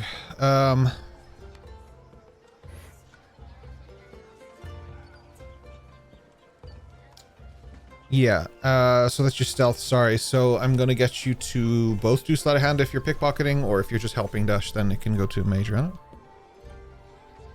huh? 23 for me. Oof. 10? So 10 for me. As this happens to be with him, I don't want to cause a scene, so I'm going to roll that again and use my inspo. Okay. Are you fucking kidding me? 11. This is Richard. This is why. This game. This is why we don't. This is why you don't go with Ryan. Hey, you got it. Like here, just look at it this way. There's going to be an upswing when you need it. So that's usually how this works. 11. You lean in to grab something from somebody's belt, and then as you pull it, there's a thread. They go to turn around, and Dash with his 23 on stealth just moves in front of you and kind of knocks you to the side. And you can make up any excuse you want here, Dash, if you'd like. Just playing the Palperoth fool. Oh, sorry, didn't see you there. My apologies. Knew it down. Yeah, fucking watch it. He just very keeps sorry, walking. sir. Dash, you cut the thread on that, and the coin pouch comes with you as you move back into the crowd with him, Adriana. Quickly toss it into Adriana. I'll say roll a d20 for me, please. A D20. That is a 4. That is painful. You get 4 moons from it, so it looks like it was a light picking from this, but 4 pieces of silver is still pretty good. So, Good. I'm tossing that to Adriana anyway, so. okay, Adriana, you add 4 pieces of silver to your stockpile. I toss it back. I'm not too you feel fussed about the volleyball with this money. I just want to fuck them over. Oh, I gathered. As you guys start to walk towards the coffee shop to meet up, the tea coffee shop. my head's in one place. To the tea house, you see Lissa, who is just walking between crowds and just ever so slightly just cutting a couple of threads and a couple of coin purses off as she walks then into the tea house. Perfect. As you guys sit down, I'll still start. Madron, if you don't want to, I can go in reverse order here. That's fine. But yeah, no, I can do that. So we're in the tea shop, right? Mm-hmm. Well, I think I've kind of had my fill of peppermint. So I want a sweet tea, something chilled. They have a fine selection of chill teas. There are Sakura Blossom teas, which are like only can get here, which are really, really nice. And they have a nice, sweet, kind of rosy taste to them. There are also a variety of like mixed teas, like in the sense of boba tea, but like probably more aimed at tourists than at like locals or whatever. But that would be really chilled and quite nice. Yeah. I don't suppose you happen to have something along the lines of like a, I don't know, like a chilled strawberry tea, something fruity. Yes, we can do this. He calls someone over and they come over and just start taking the order for you. They look at it, the owner, they're like, we don't do chill. Today we do chilled strawberry tea. That is absolutely fine. And you? And he looks towards Dash. Matcha, please. Yes. Single, double, tall, venti, Tall. grande, Ariana Grande. I will take it. I'll take a cup of that. Matcha. Wouldn't we all? A tall matcha. Thank you. Hey, you looks towards Aldrin. Your got goggles are like bright as shit in here. I turn to Hatsu. I look at him. As if moment of approval to see if I can have anything. It's 1 tea for the day. Tea specifically or beverage? My God. What is Kyle up to? 1 tea for the day. I will have your strongest tea. Oh. And I appreciate the patience Okay. while I Strongest discuss tea. with my colleague. Strong tea, matcha, if you have. Matcha or oxblood? Which would you like? I turn to Hatsu.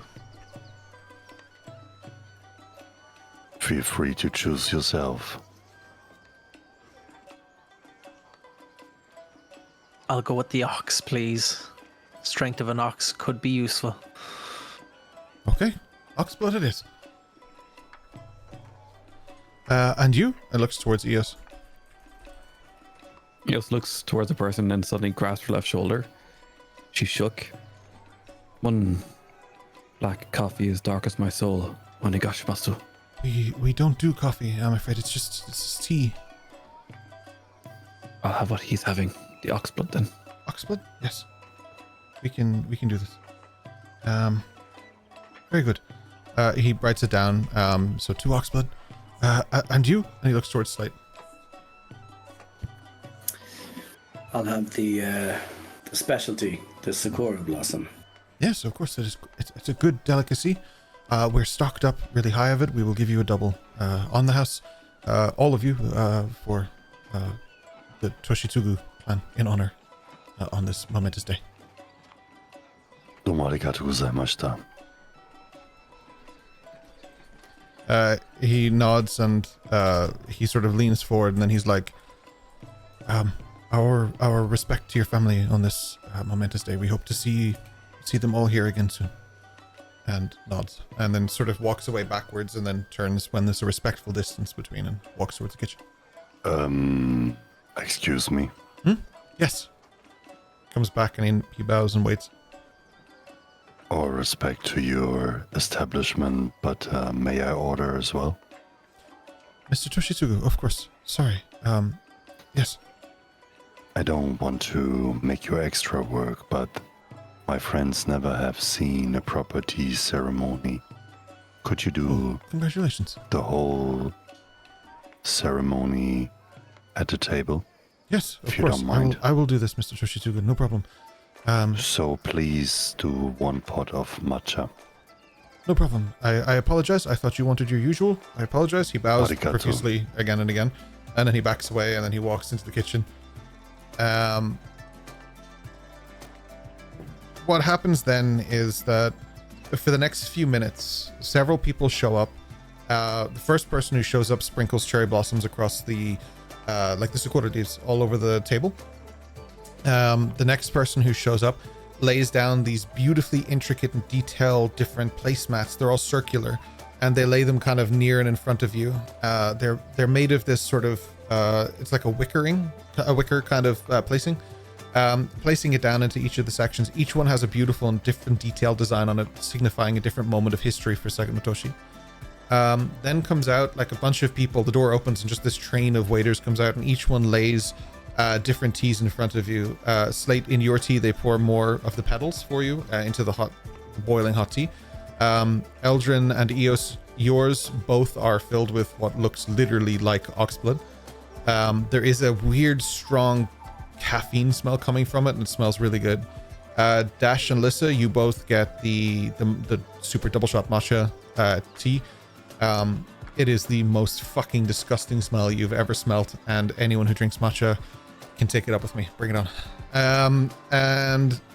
Amadriana, your tea is so sweet. The smell of it just fills the room. It's not warm, it's cold. It has been iced, so there's like a little bowl beneath it with ice in it to keep everything cool. But the smell of it had been heated first, so it's like cooling down, but the smell as it hits the room is just like, oh, it smells really good. And the way it blends with everything, especially the sakura blossoms too, they have that kind of like rosy sweet smell as well. So it like all kind of blends together and makes this beautiful thing. And then they do a ceremonial dance for you, moving in and out of each other, weaving in and out, and showing the delicate balance between what has been and what will come. That is the thing. The last thing he says before he leaves and he bows, he's like, make sure you look at your tea leaves to see how your next year will be. If you need help reading them, you let us know. And sort of bows a few times and then walks back from the table. And there are cups that are placed upside down in front of each of you, and the tea is ready.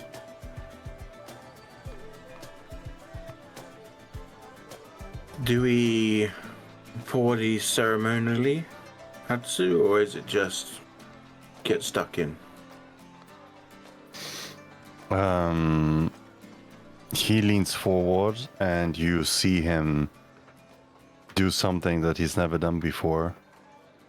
At least not in front of the whole group. He kind of rolls up his ropes, so you see his arms. So basically, he shoves them up like this, and he does like the bandanas around it so it won't fall down again. And he begins, you see him take a little cup that is bigger than a cup you would drink out of. It's more like it's like a little pot, and he puts some tea in it. And you would see him using something like I don't know the English word. In German we say Quast. It looks like a brush, but it's made out of bamboo, and it looks like brush strains. And he starts to swirl the tea around in the pot, and you would see it becomes like a little foamy, kind of. Creates like this froth around it, yeah. Yeah, and he does it over and over again, and then he would start to drain the pot into an actual cup, and he would add a little bit of honey to it, and then he would present it to Amadriana with both hands like this, and he says, "May the year be blessed for you." Hopefully. And thank you. Adriana, there's a small, tiny... It almost looks like it's made of bamboo, but it couldn't be. It looks like it's just threaded that way and made that way. But it's like a straw that has been placed in front of you, and also Hatsu, who has a mask, and I don't think any of you are wearing masks besides maybe Eos has a veil, I'm not sure. But anyone who has a mask would have a little kind of bamboo-ish straw. You're not the first people to come in that are like that, so... Cool. Awesome. Oriole, for some reason, is just eating an ice cream. Wait, they do ice cream here? They do if you're a Toshitsugu. Yeah, I'm gonna try it and kind of breathe in the strawberry and with the honey in it and stuff. Nice. So he would further progress and do that basically for everyone, and give them the best wishes for the new year, and health and peace in their mind and soul.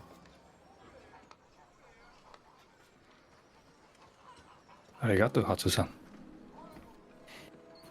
Who fucking taught you to speak? What is this?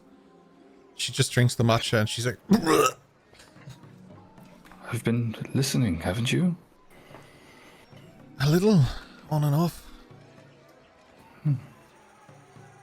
Well, enjoy your tea. How much have you earned so far?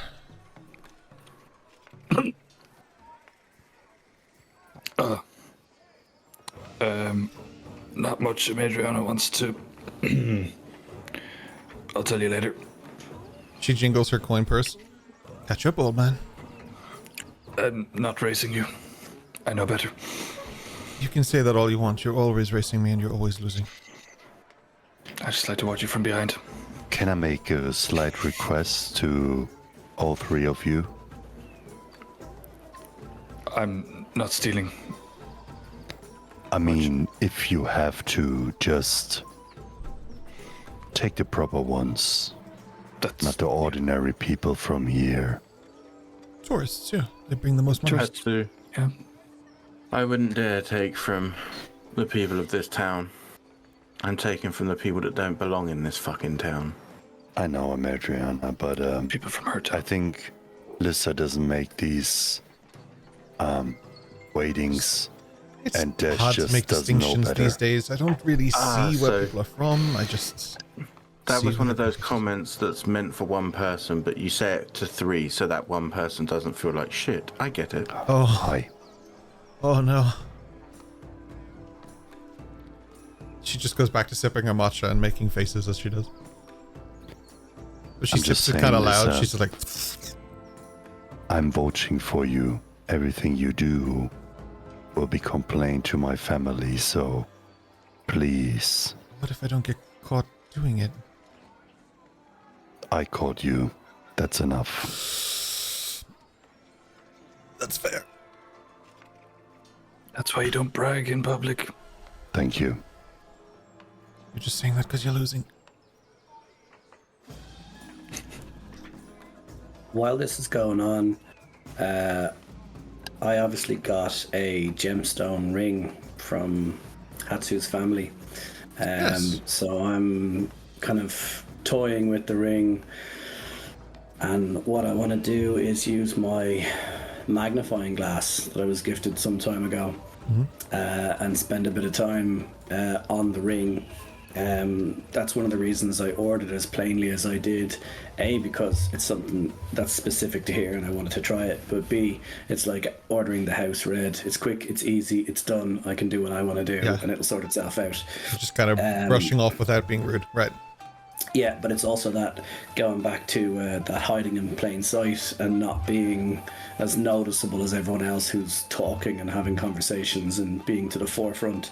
So it's not that I'm necessarily hiding what I'm doing, but it's not necessarily as open either. So anyone who looks will see it, but if people aren't paying attention, it won't stand out. That's the idea of it. I'm pretty sure it has value. You don't need to price it here in front of everybody. I mean, if you wanted to sell it, Dash has half the coin I do. What I'm going to do is spend the next good amount of time just being engrossed in what I'm doing, and I'm going to ritually cast Identify and just stay out of everything else that's happening and really focus in on, because I did that before to the magnifying glass to no avail.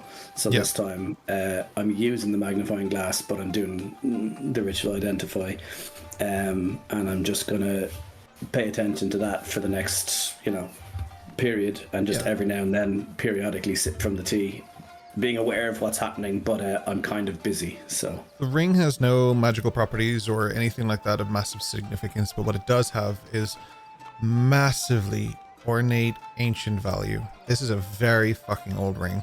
These are metals that haven't really been seen in a long time. This is like the way this is even made is even how jewelry is made anymore. We've got way better tools now.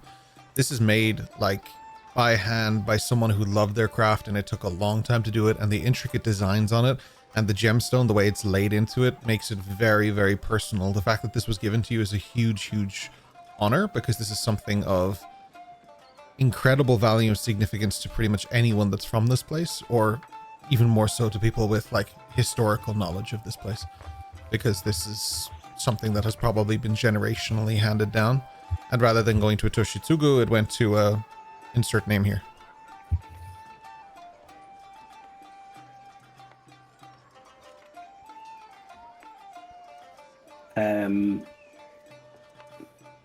So upon spending that time with it, that's what I'm going to continue doing to get that information. But I'm just consistently putting it on and off my finger, playing with it, looking at it, examining it, and just sipping on my tea. Yeah, absolutely. As the hour goes by that you kind of sort of spend here, we're reaching the point where you're going to do your reading and see what the future holds for you guys via tea leaves. But you feel a nudge against your sort of ribcage, Dash. And Lissa is like leaning across, and she just nods her head towards the door. She's just like trying to get your attention. Mm-hmm. As you look over, two guys walk in, and they don't say this super loudly, but loudly enough that you can hear it, which makes it kind of obnoxious. I would say Madriana, Hatsu, and Dash, because you're paying attention, you pick up on this, and they're just like, what the fuck kind of shithole is this? We have better places at home. We came all this way for this fucking place? The other guy's like, I guess, I don't know. Whatever, let's just sit down and have some tea. They walk by the look of them. for sure. While they walk over, they find a table that is like next. They're not even close to next in queue, but they walk over and they just sit down like they own this place. When the owner comes over and this guy who was at your table, he begins to talk, and one of the guys just flashes a badge. We work for the king. As you see the badge, it has like a symbol on it. It has a face. It has representations and marking. And he's like, you will serve us, or I will go back to the king, and I will make sure that not only is this place shut down, it is removed from this entire world for the rest of time. Is that okay? And he closes it and puts it away. And the owner's just like, hi. And he's like, what can I get? And he gets immediately cut off. He's like, just get us something fucking rare and valuable before we leave your establishment. And please, if it's not too much trouble, try and clean the fucking cups first. I can tell looking around, this place doesn't really value hygiene or sanitation. Yeah? Alright. Off you go. And then they start talking again amongst themselves. I'm gonna try sketch their likeness in my journal. No worries. Hatsu. Hi. Permission to do something naughty. Whatever you wish. Thank you.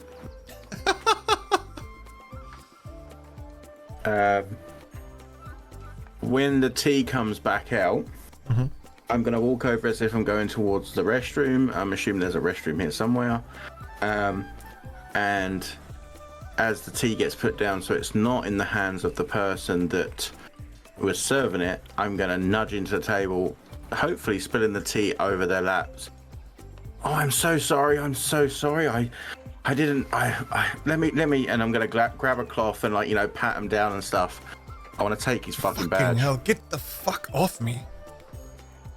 You want to try to take his badge? Okay, so I'm going to give you advantage on this. I need a sleight of hand check. This is going to be that clutch moment I talked about earlier where you're going to roll like a fucking king. Which is queen. Excuse me, Major. Also, before I leave the table, Like what? I give Aldrin a nudge and say, you got any of that inspiration that you like to give out? It was me, Kyle, saying this. I was waiting for the right opportunity, but Okay, you're good.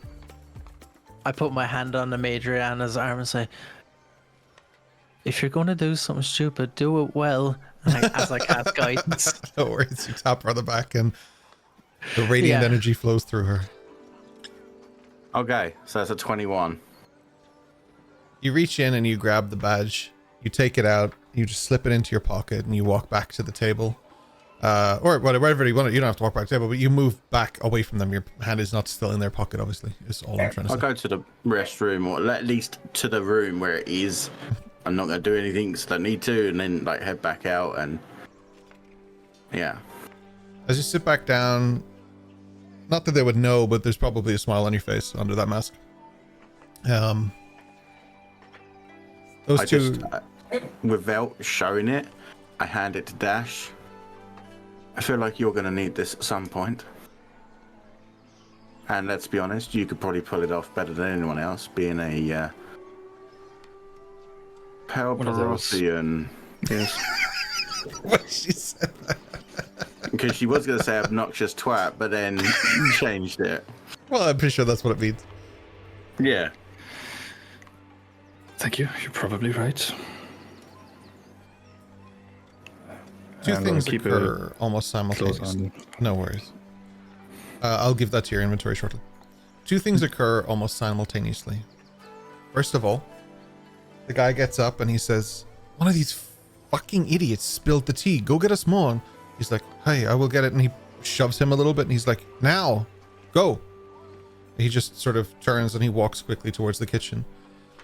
But before a reaction can be made, there's a jingle on the door. And a familiar face enters, though not the color you would expect him to be. A bruised Remington walks in. Ah, I thought I might find you here. My friends, it's good to see you.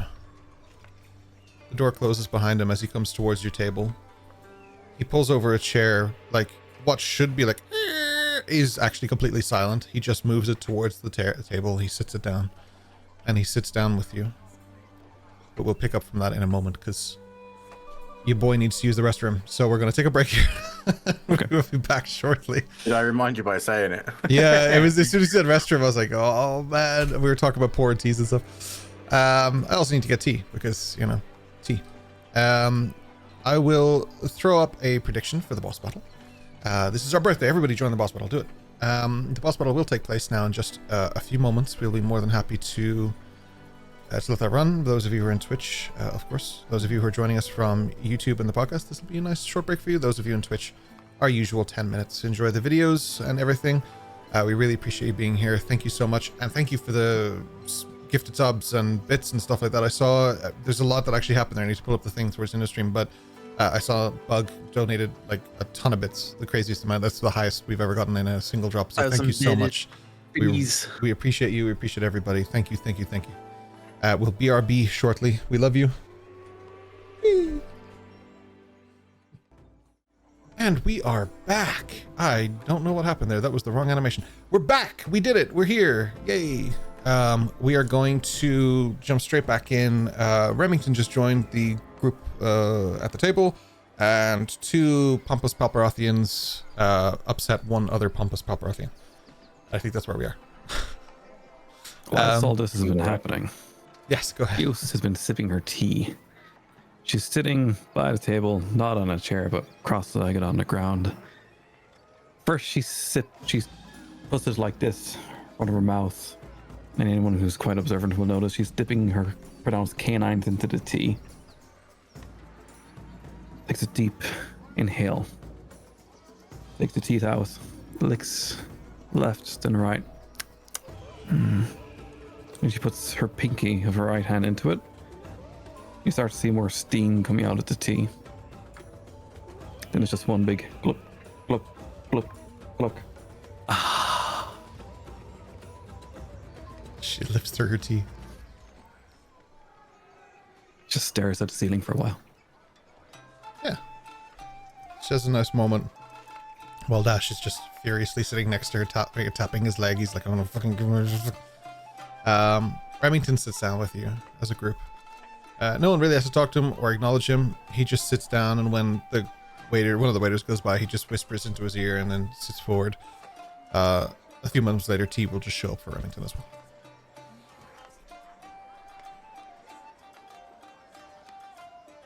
Well, how you doing, Sensei? You look quite, Yeah, I feel you like had I've a been... rough night. Yeah, I feel like I've been hit by a slot. Yeah. I think you have been hit by a train, but It's been, I must admit, it was nice to see you so composed and calculated. Yes, well...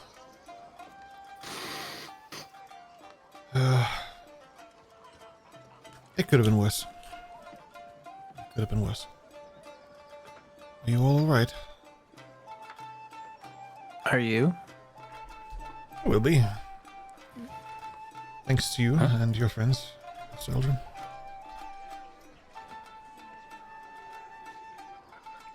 What did they do to you when you were there alone? Not so much all of them, just... I mean, Ironclad, if he shakes your hand, it hurts.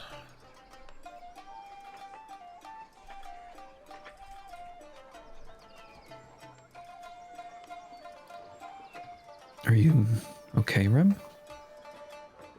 Yes, just... So did they figure it out or not? Specifically figure what out? About you? Me? About you? They know everything about me and my family so far, I guess. But they didn't know you.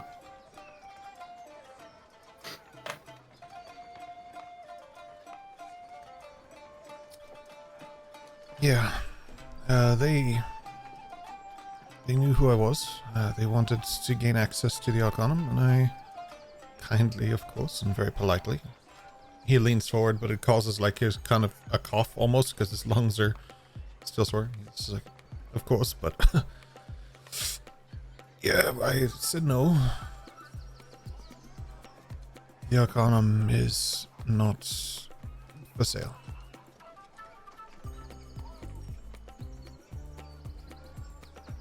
What was the first thing my father said to you when you first met? Your father was quite young when we met. It was your grandfather that introduced me to this city. What did my father say to you? This is more DM blanking than Remington blanking. Do I have this information? I probably do. No, you don't. You just make it up. Oh, okay.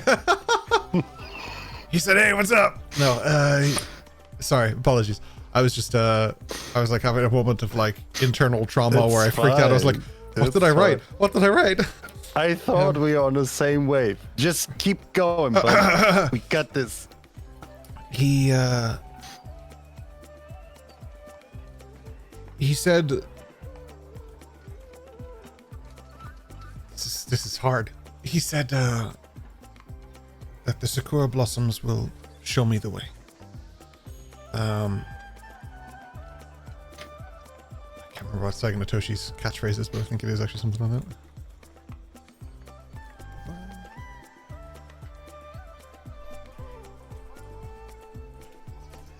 No, the catchphrase is Sagana Yoshi. Beneath the cherry blossoms, strength endures, is what they said to me. You can have inspiration if you don't already have it, Ryan. that was worth it. Yeah. Plus, I need it. So that's what he says. Yeah.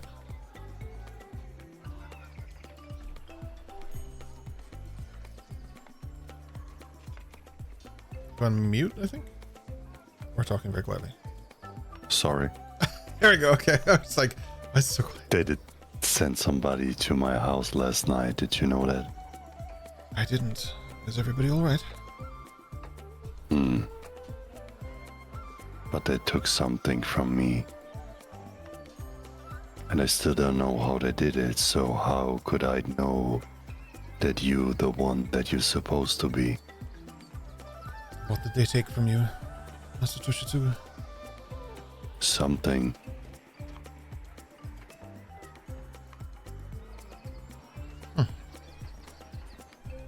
I'm not sure how to prove that I am who I say I am.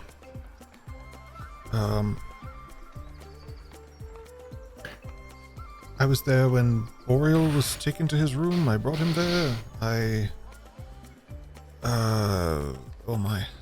allowed Ayami into the school, into Yakanam, to help you and on behalf of your father. I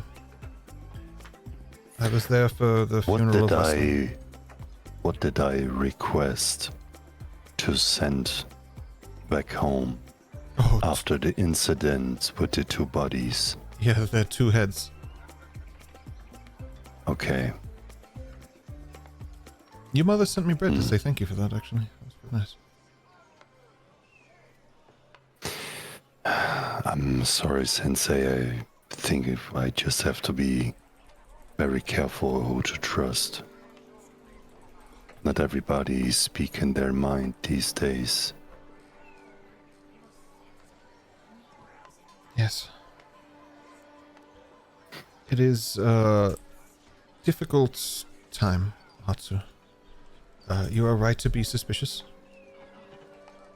If there's anything I can do to bring any sort of peace to you, please let me know. And if I can help you find whatever it is they took, I'll be more than happy to do that. Boreal, please don't do that. And he's looking, you look over at Boreal and he's just like spinning around the tea leaves. He's like, you're supposed to read them, not to play with them. I actually have one question for you. Yes. Is it possible to extract information magically out of someone's mind without that entity knowing it? You could get them drunk. Do you mean magically or physically?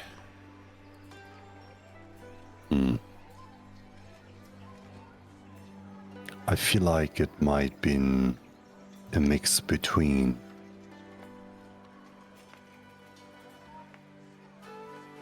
Okay.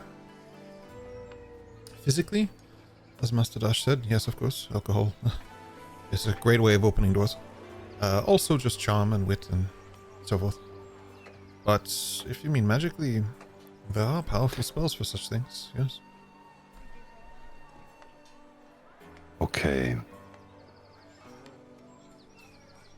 What would you think if one of the entities that we saw in the courthouse last night would show up in your bedroom to warn you that the place you're in is dangerous and then just leaves?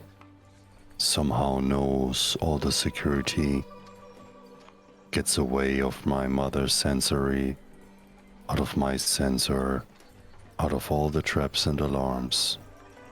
What would you think he did came into our house? I suppose it depends on who it was. There are people with a vast amount of abilities in these isles, and not all of them are fully understood or known. But to get into your house?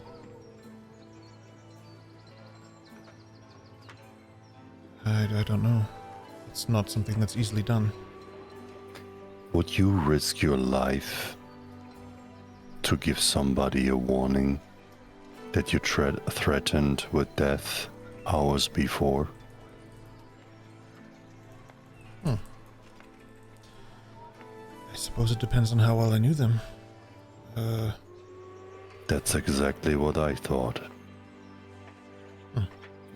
Thank you. Am I missing something here, Hatsu?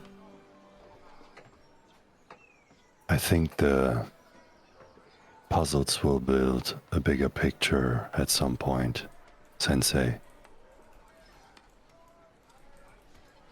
Alright. My family's already taken care of what they took from us, and I don't want to bother you with that. I want you to get better. There's a lot to come today.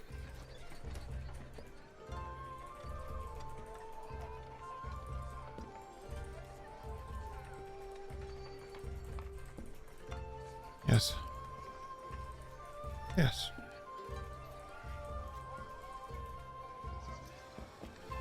Well, if I can assist you at all, Masatsu, tell me. You have my support, and your family has my friendship. Whatever I can do, I will. Always. どうもありがとうございました, Sensei. This one thing I would ask for. If you know any magic that would be able to track objects, that would be very helpful. Sure. Yes, I can possibly do something like that, of course. Do you need something for that? Yes. There's a few things. He just opens his book and he starts flicking through it while you guys are talking.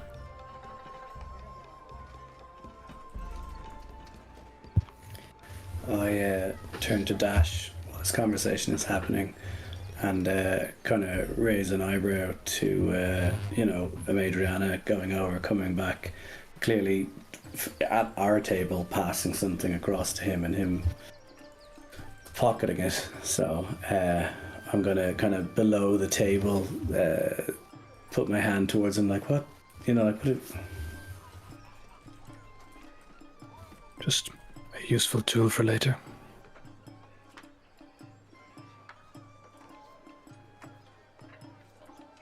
Well, speaking of later, show me when you can. Of course. Gotta keep it hidden for now. Elcher, you made such a fine choice on this tea. Good work. Blood You just think dripping so? down her chin. Literally, yeah, it actually is. Yes, is a vampire. Noted. What's next then, Hatsu? Well,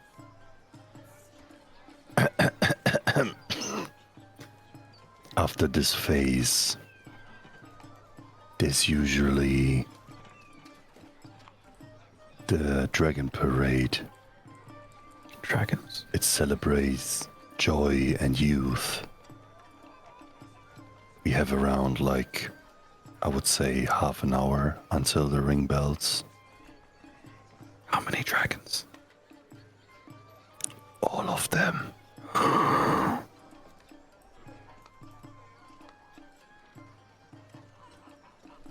So if you wanna join me, we can go to a place where we have a better view.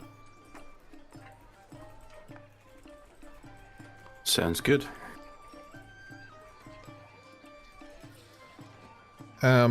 As you guys get up to leave, those two guys are still just shouting insults and all sorts of atrocities at the people here. They are not being good. On that note, Hatsu would step up to the owner of the place, would bow down a little, and he would say, Sensei, if this is going to be too much, I'm happy to send some guards in here if you want me to.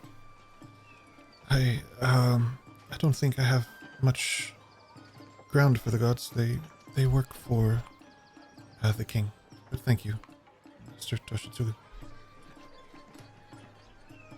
You know, people get lost. These kind of celebrations. Just let me know if it's too much. His eyes widen in his heart and start waving. No. It's okay. It's okay. It'll be okay. I don't want anybody disrespect your place, Sensei. It's okay. It's okay. Thank you. While we're walking past them, Eos will look towards one of them who's looking, well, hopefully towards a table at a cup, if that's happening. Sure, we'll And make it she'll happen. use elementism to beckon water to spray the man in the face with his cup. Okay. Scalding water splashes up and sprays this man in the face, and he screams out because it's burning his skin. You see the steam coming off as he screams. Everyone turns and just faces him as you guys are walking out. The other one As stands that up. happens as well. Sorry, continue. No, you go ahead. You go ahead. As that happens, I cast Thaumaturgy on both of them. Oh my god. And Phantom Sound from Thaumaturgy create an instantaneous sound that originates from a point of your choice within range. I'm going to choose the cups. Okay. So, of course, the water sprays them from the cup. I would assume they would look down at the cup. They hear ominous whispers echo from the cups. Okay. Just ominous whispers? Just not specific words? Just Not just ominous whispers that they can't really make out anything, but just ominous whispers. one of them doesn't notice because he's just holding his face from the pain. The other one just smacks the cups out of the way across the floor. What the fuck is this? We come to your establishment and you... What? You cast spells? You know that's forbidden. He looks out the window and he sees two members of the crisis response unit walking past and he just runs for them. I'm going to step in his way, and I'll flash the badge that Amidriana gave me, saying, "You two are making one hell of a scene and shitting all over the king's name with me now." Make a persuasion check. You have advantage because you have the badge. Oh, we are gonna murder these guys.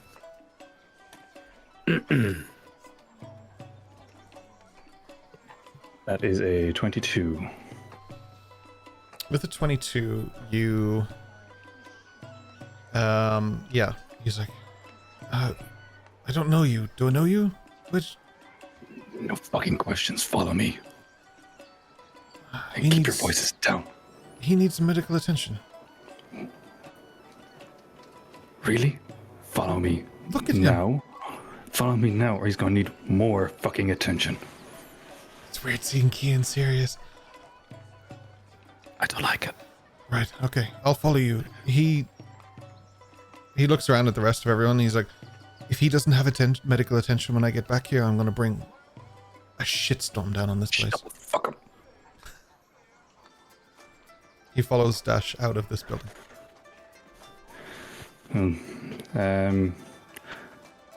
I'll just, suppose I'll lead him kind of away to a more secluded place, maybe like a, I don't know, alley, empty warehouse, anything like that.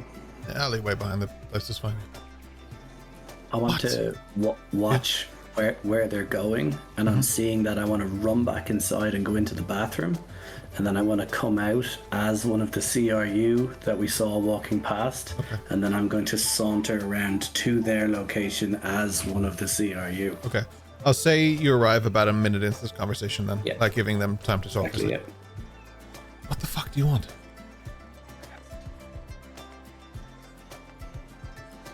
This is what I want. Sacrifice. I'm gonna stick my dagger straight in his throat. Oh, that is a difficult one. Okay. Get the nipples. Oh, first of all, okay. Gotta milk him. Okay. Let me think. That was very quick and a lot. Okay. The worst day in the year to make it secretly. Yeah. That's why I went to a secluded location. Also, Adriana and Nissa are probably like, snick with the blades ready as well, and probably was helping the injured party out of the cafe. Okay. Dash, I need you to make an attack roll with your dagger, please. Yeah. I haven't done this in a while. Is it a surprise round? Something like that. That was a dirty 20. That hits. No need to roll for damage. You grab the back of his head and the dagger just seeps into his neck, deepening into the throat. Tick, tick, tick.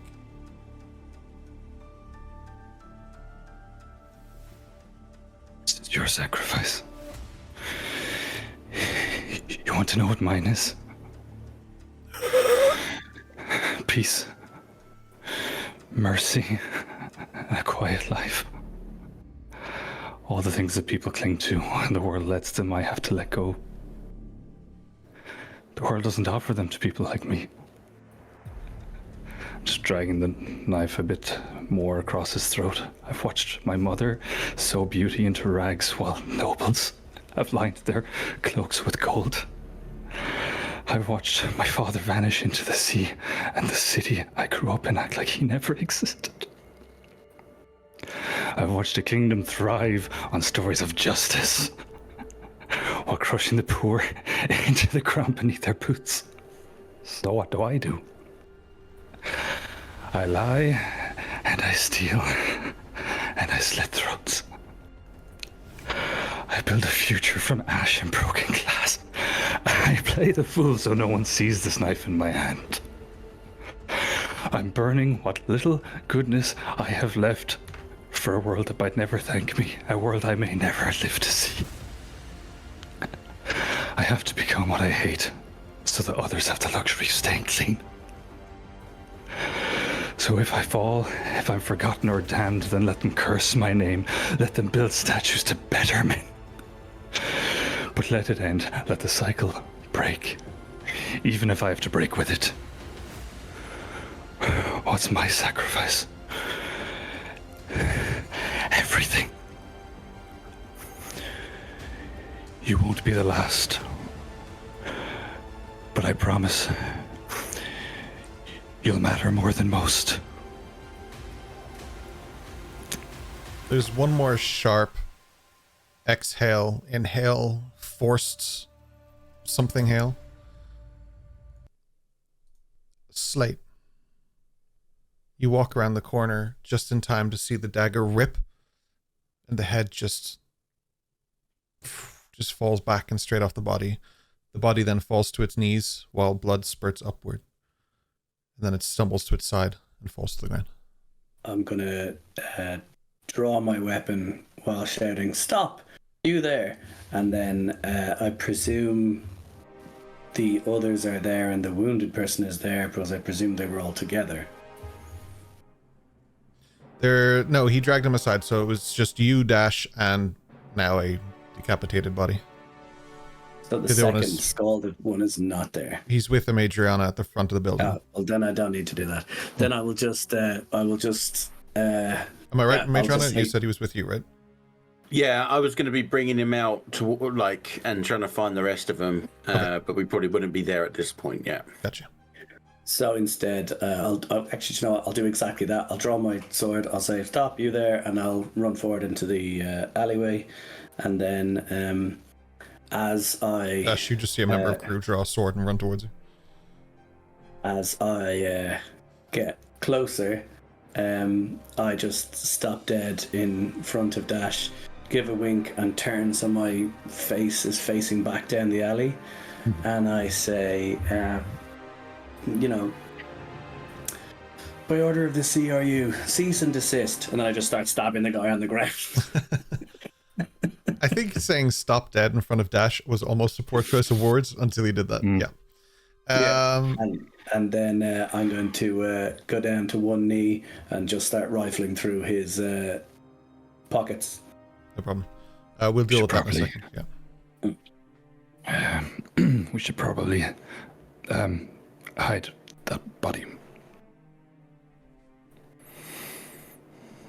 I'd say by this point I'm bringing out the other guy with Liz to the other side of him, and I'm guessing Hatsu and that hopefully following us, and seeing what's going on here, because I'm assuming I'd have seen Slate go in the bathroom and come out as a CRU. I know Slate well enough to kind of that would have been an easy one to put gather together. that. And I'm just going to look at this. This guy fucking could barely see because of all the burns on his face. And hopefully Alyssa is going to join me in like a prison-style shanking, like just fucking... like just stabbing him over and over again. Yeah, so you stick your dagger in the other guy's back. I'm not sure if Madriana has that awareness, but she possibly does, that she's severing the spinal cord initially and then just continues prison style shank. Lissa, on the other hand, is more focused on Dash.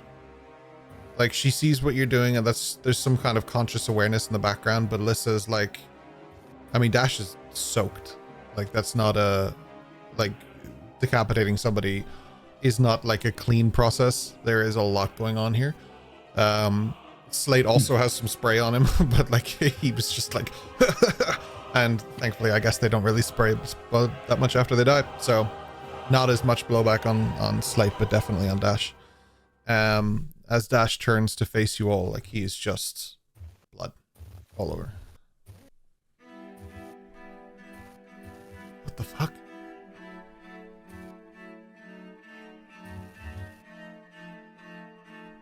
Just cleaning out some rot.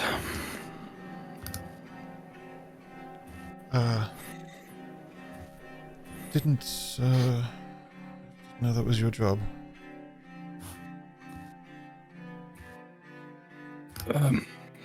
More of a vocation, it seems. Yes. Sorry to break this up, but questions later. Hatsu, where? Really, during the day, during the celebrations, no composure. Composure's your thing. Wasn't not really mine, but Madriana's right. We should save the questions for later. He looks over to Aldrin. He says, make sure nobody comes into that alley. And he would grab the cleansing stone out of his backpack and he would start clean Dash and Slate. And then he would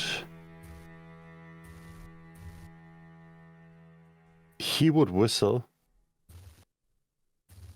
Caw. And he would call out for somebody that would be perceptive to these kind of chords. Yeah. Presumably Ayame, but maybe someone alike that he would know would be around to observe. Yeah, I mean, somebody responds all right. Boreal comes walking down the alleyway. Hey, Eldrin, you had one job, Eldrin. One job. He just walked past Eldrin. He's like, I heard this. Oh, shit.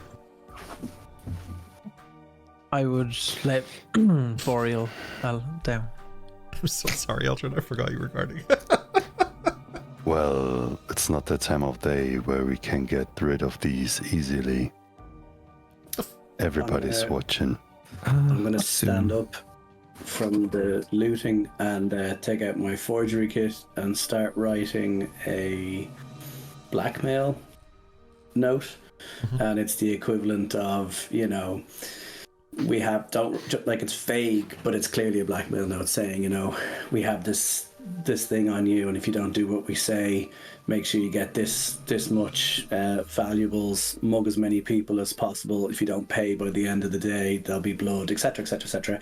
And then I just start stuffing it into the first guy's pocket, and then I write a separate but similar type one, stuff it into the other guy's pocket, and then I turn to the others and I just gesture to what I look like, and I say, you guys go back inside, I'll deal with this. That's terrifying. Yeah, it was very quick. Yeah. Guys, if I ever upset Richard, can you just like check on me more often? Just make sure I'm good. Okay, Yeah. but Oh yeah. you have to promise me that nobody will attach this to my family. It will make everything way worse than it is right now. I think nobody would expect your family to do something as Oh, they're just looking for a reason, buddy, trust me. And I say, well, as far as I'm concerned, I just caught this guy trying to rob somebody. A fight ensued. I killed him. The other guy was already, whatever this is, with no head. And then I say, the evidence is pretty clear, but I'm going to call for the others and they can figure it out. Oh, one moment, Slate, if you don't mind. Eos will go over to the heads of the two bodies and use Sorcerer's Burst to cast acid on the faces to melt the main features of the faces. Okay. Just use the slot. Yep. That should be fairly easy on one of them because he's already got half a melted face from you. Yeah. Just finished the job. Thankfully, it's a cantrip, so 10 out of 10. Oh, it's a cantrip. Oh, cool. 6. Sorry. Yeah. Oh, yeah, Sorcerer's Burst. Sorry. Yeah, sorry. You're good. Sorcerer's It's like Burst. like that scene from Indiana Jones where all their faces start Yeah, melting. the Nazis. Yeah. Yeah, Eos melts the Nazi's faces. Cool. Gotcha. Stop saying that word on Twitch, please. Yeah. Sorry, Twitch. Yeah, so we find ourselves in an interesting point. Eldrin watching you guys Yeah, burning. right. Boreal confused as shit. Lyssa stunned. But the streets get busier again as the tea houses empty. Upon the sound, of course, of the next bell. Which, by the way, in Foundry, it actually literally just did hit 10, so it's pretty awesome. What do you guys want to do here? So my intention that I've made clear to the party is that I am impersonating a member of law enforcement authority, whatever have you, somebody that if they happened upon a crime would feel obliged, etc., to deal with it, and in a position of authority. So my thing is to go out to the street and call any other member of authority, be it the local authority, be it CRU, be it the King's Guard, be it anyone, to pull them over and say, exactly what I've said. This is what I happened upon. This is my report. Let's take the evidence away. And like I said, I've already said to the guys, you guys get out of here, I'll deal with this. So I'm waiting for their response to that. But obviously, time is of the essence. Yeah. I'll Well, back everybody that is not I'll put my involved, seal. just follow me. I'll stay back with Slate and I'll help embellish that with my newfound King's Seal. No, you go. I'll stay here, Really? and I won't be seen. I don't The think idea here is to be seen. you just beheaded someone. I don't think you're particularly in the right mind to be here trying to sell your lies right now. Lyssa, take him. Sure. Yeah. Dash, trust me on this one. Go. I'll make sure Slate's safe. Keep this in case you need it. I'll hand her back the seal as well. Somehow I don't think I'll be able to pull it off as well as you. You keep it just in case you need it down the line. Slate I'm might. going to put my hand out. I'll give it back to you later, and I just put it away. That's one of the things I was looking for when I was searching the bodies. It was for that kind of thing and anything else of interest, but also because my plan was to plant stuff on them, I wanted to make sure in their inventory there was nothing that would counter what I was doing. So if they had other orders in their pockets or anything else, the whole point was remove everything else and plant what I wanted.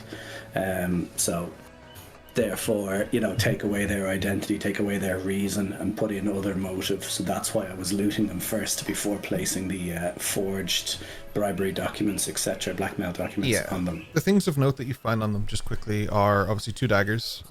They are called King's Daggers. You have 1 badge, because the other one was taken. And I'll say 3 moons as well. Perfect. In that case, I won't take the badge from Dash. I'll leave him with it because I got one off the body. He has the other one, so I don't. Yeah, that's why I thought I'd mention it now. Yeah, perfect. Might I suggest something, Slate? This might sell your story a little bit more. And I'll take the dagger from the one with the burnt face, and I'll position it into one of the stab wounds of the beheaded one. Obviously, I've got gloves, so I'm not having to worry about that. So that it looks like they might have attacked each other and evented into this kind of thing. And then I'm going to dip into the shadow, but where I can keep an eye, because I want to keep an eye to make sure Slate stays safe, but I don't want to be noticed. Can I attempt to make a copy of the badge? And my whole purpose of this is to fail. If it happens to look good, great, but actually the shitter it looks, the better, because I'm also going to place that on them. So if it looks like it was made with crayons and paper, all the better, because they're impersonating an officer, etc., etc. So I'm going to attempt to make a copy of the badge that I have. And so it's really hastily done, it's not done with care, and it's not supposed to be the real deal. It's supposed to look like a forgery, if that makes sense. An obvious forgery. Okay. Yeah, you don't have to roll for that to make a fake forgery that looks shit. You can just do that. That's fine. We'll trust you got a low roll. It's okay. In previous experiences of you rolling forgeries, I'm pretty sure that's how it would have gone anyway, so that's fine. I mean, even if I'm successful, or I fail, I'm still successful, so it's all good. Yes. Failing upwards is fine. Yeah, exactly. So you step out, you bring over the crisis response unit, you start giving them a report, you go through all of that, you've planted all your evidence on these people, you're in motion with all of these threads. Eos, you have successfully burnt their faces. Hell yeah. The guys are starting to head back out. Lissa leads with Dash, but she leads ahead of him rather than beside him. Eldrin, the group walks sort of past you, but your focus isn't even on the group, it's just on the innocence unfolding in front of you as children walk past with different papier-mâché dragons and different puppetry and imagery and things that are for the dragon festival that they're partaking in. You hear laughter, which is masking the growing tension beneath. As Madriana's mask hides her intentions in a crowd, this laughter hides the intentions of your group. Things have escalated hard for Eldrin, but they escalate a little bit harder as well. As the rest of you walk up, you'll find that Eldrin no longer is standing there. The space is empty. Slate, he would have been there when you walked past and walked away. But by the time that Dash, Lissa, Eos, and Hatsu walk past, Eldrin is no longer there.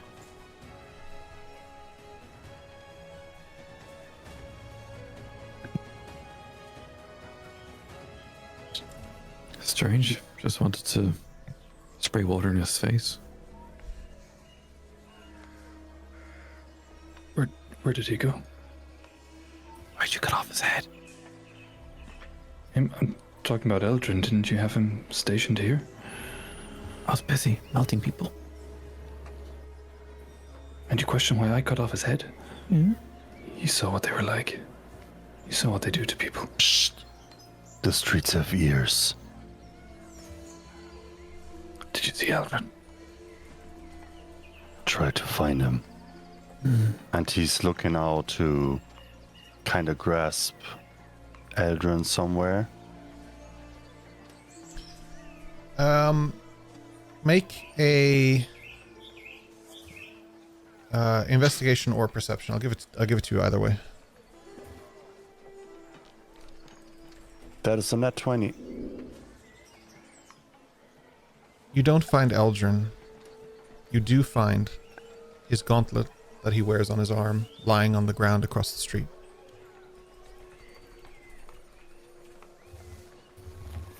He picks up the gauntlet. Next thing is he looks for Remington. Remington is just coming out of the tea shop now to watch the parade. He's just unaware of what's actually going on. The world itself closing in around you both, almost isolating you. To you, there is no crowd. There is no parade. There are no floats. There are no children. There are no dragons. There is what just happened to Dash and what is happening to Eldrin.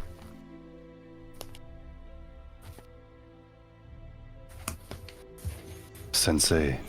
Are you alright, Hatsu? Eldrin disappeared. I only found his gauntlet. Well, couldn't have been that long ago. He must be around here somewhere. I looked around everywhere. He's just gone.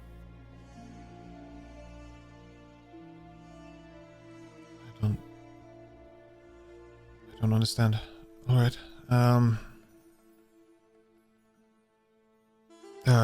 I need somewhere to change. Bear with me. He looks towards the alleyway where you guys were and begins to head in that direction. No, Sensei, we shouldn't go there. I just need somewhere private to, I know, but not there. Is everything all right? No. I see. Ram. Yes? Yes, darling. Use the seal. To... Change. You... Yes. Or use the bathroom. I think there's a restroom in the tea house. I can't quite get back out of the seal so easily, and the bathroom doesn't support what I'm trying to change into. Oh.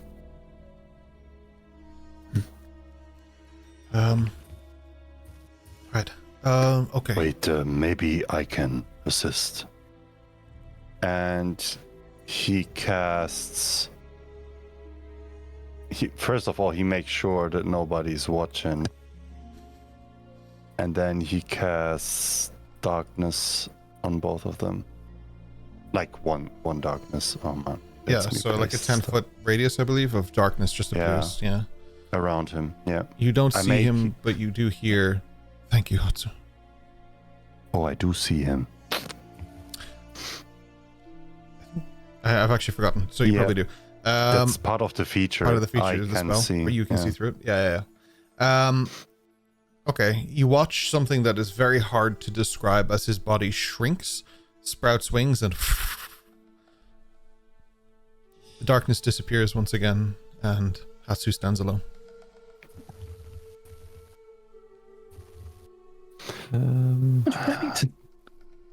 He just disappeared. What the fuck is... Like a pigeon touched for the very first time. Pigeon. Did you know some people have pigeons on their roofs? Like families of them. Hi. Use them for We used sending to messages. use them to send message, yeah. Ah! We use crows later, they're way more reliable. Crows are friendlier too. Less rabies. What?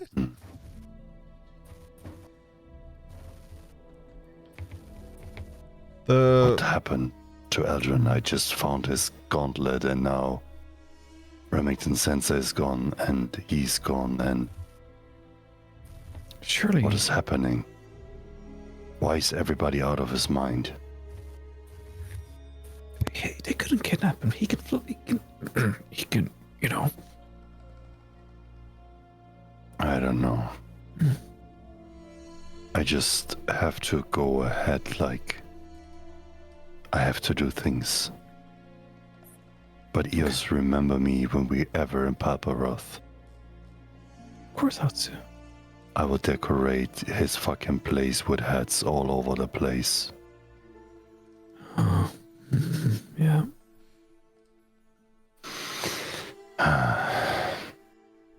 She puts her hand on his shoulder and just, yeah.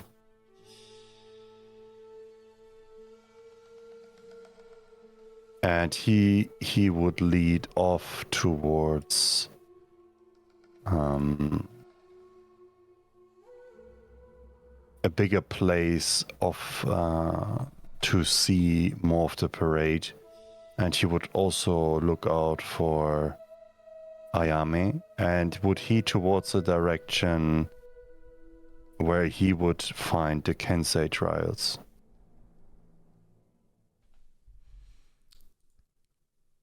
Yeah.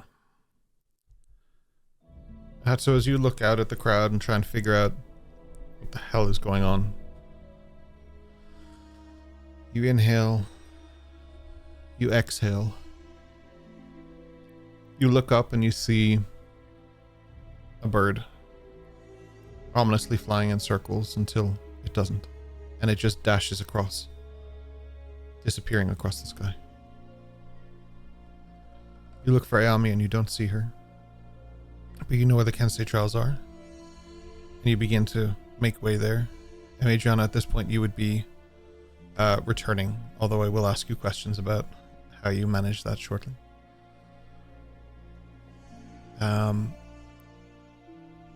As you return, you all start to walk up the street. Slate, at this point, you've managed to just subvert from whatever that group was. You rejoin. The only one still missing is Eldrin. And Hatsu holding his arm gauntlet, like this whole pauldron and gauntlet that he wears down his whole arm.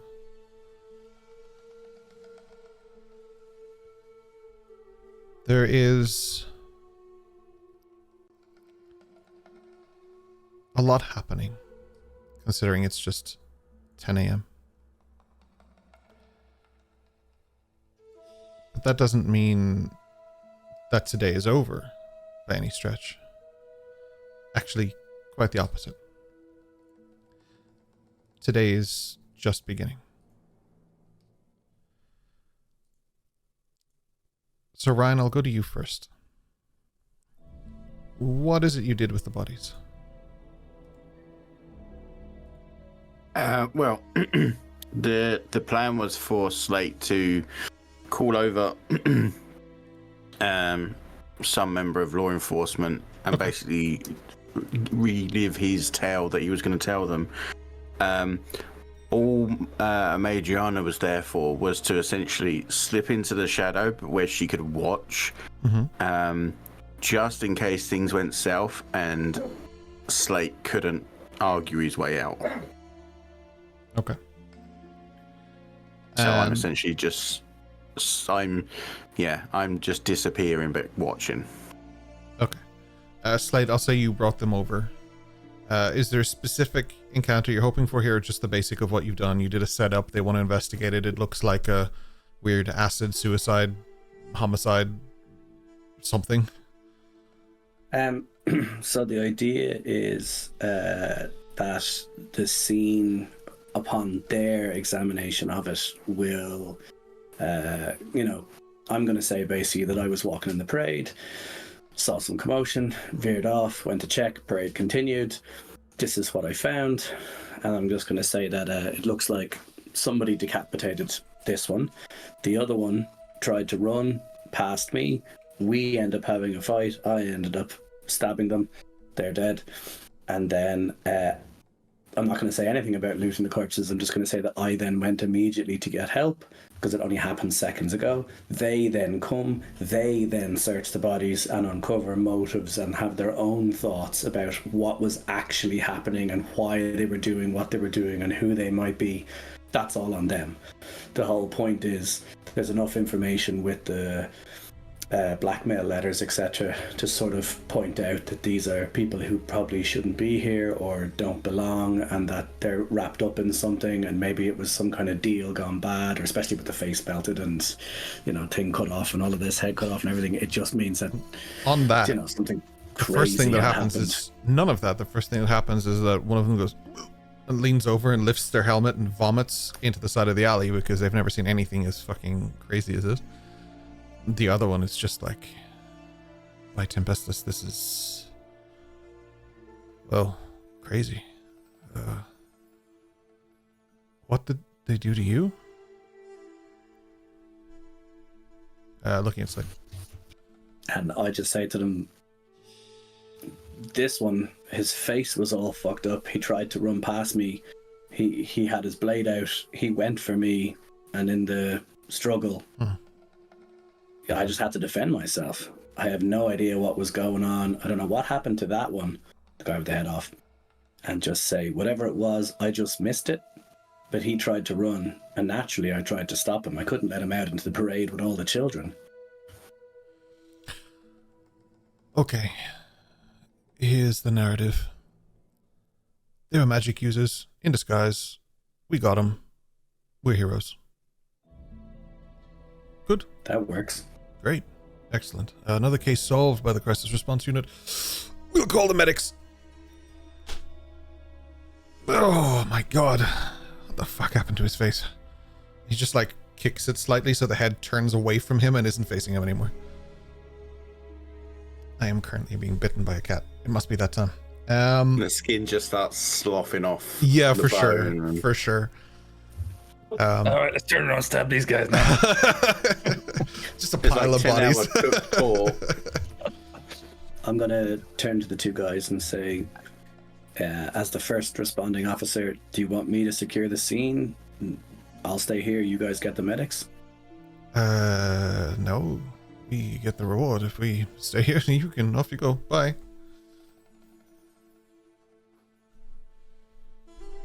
I guess I'll get the medics then. Yes, And then yes, I'm that gonna- sounds good. Gonna walk around the corner and then, change back. The last thing and you hear is disappear. just like, that face is fucked up, man. Did him a favor. I'm gonna stay there 30 seconds longer and Yeah. just hear if they say anything else. So what powers do you think we should tell them that they had? Oh, fuck, I don't know. I can't look at them. If I do, I'm gonna just get sick again. He's like, come on, man. I know this is like your third week in this job, but you're gonna see shit working for the crisis response unit. This is nothing. I once saw a raised threat who bit through this entire building. It was crazy. The people that just spewed out afterwards, it was really violent. They don't tell you about this stuff in training. The guy just puts his hand up with like a one finger, just like, please hold on. Like, don't keep talking. Is the other one like 2 days away from retirement or anything? That depends. Is he about to die? Yeah, so he just continues talking and it just induces more vomiting and the stories just escalate from there. Okay. Yeah, I'll disappear then and try and meet up with the rest. Oh, my fur baby is being very violent. Show the fur baby. If she might rip me in half. Before the end of the stream, I'll try and do that. She's If somewhere. she carries on, you shave her. That's what you do. I don't have that choice. That would be a painful endeavor to even try. Where are you? Want to say hi? Yeah. For the birthday, we get a. Oh, lads. Yeah, you want to say hi? Just want to sniff the microphone? Okay. Well, good. Is that enough? Oh. Interruptions? No? We got a meow. It's okay. Sorry about that. Apologies for that interruption, but she was biting me very hard. Yeah, so Madriana, you make your way back to the group. Which is when I'll flip over to Eldrin. So I suppose I should just bring him back for just a moment. Eldrin, Yes. sword to your back. I can't believe it. After all this time, I found you. Just wandering the streets. It is Not often that someone escapes me.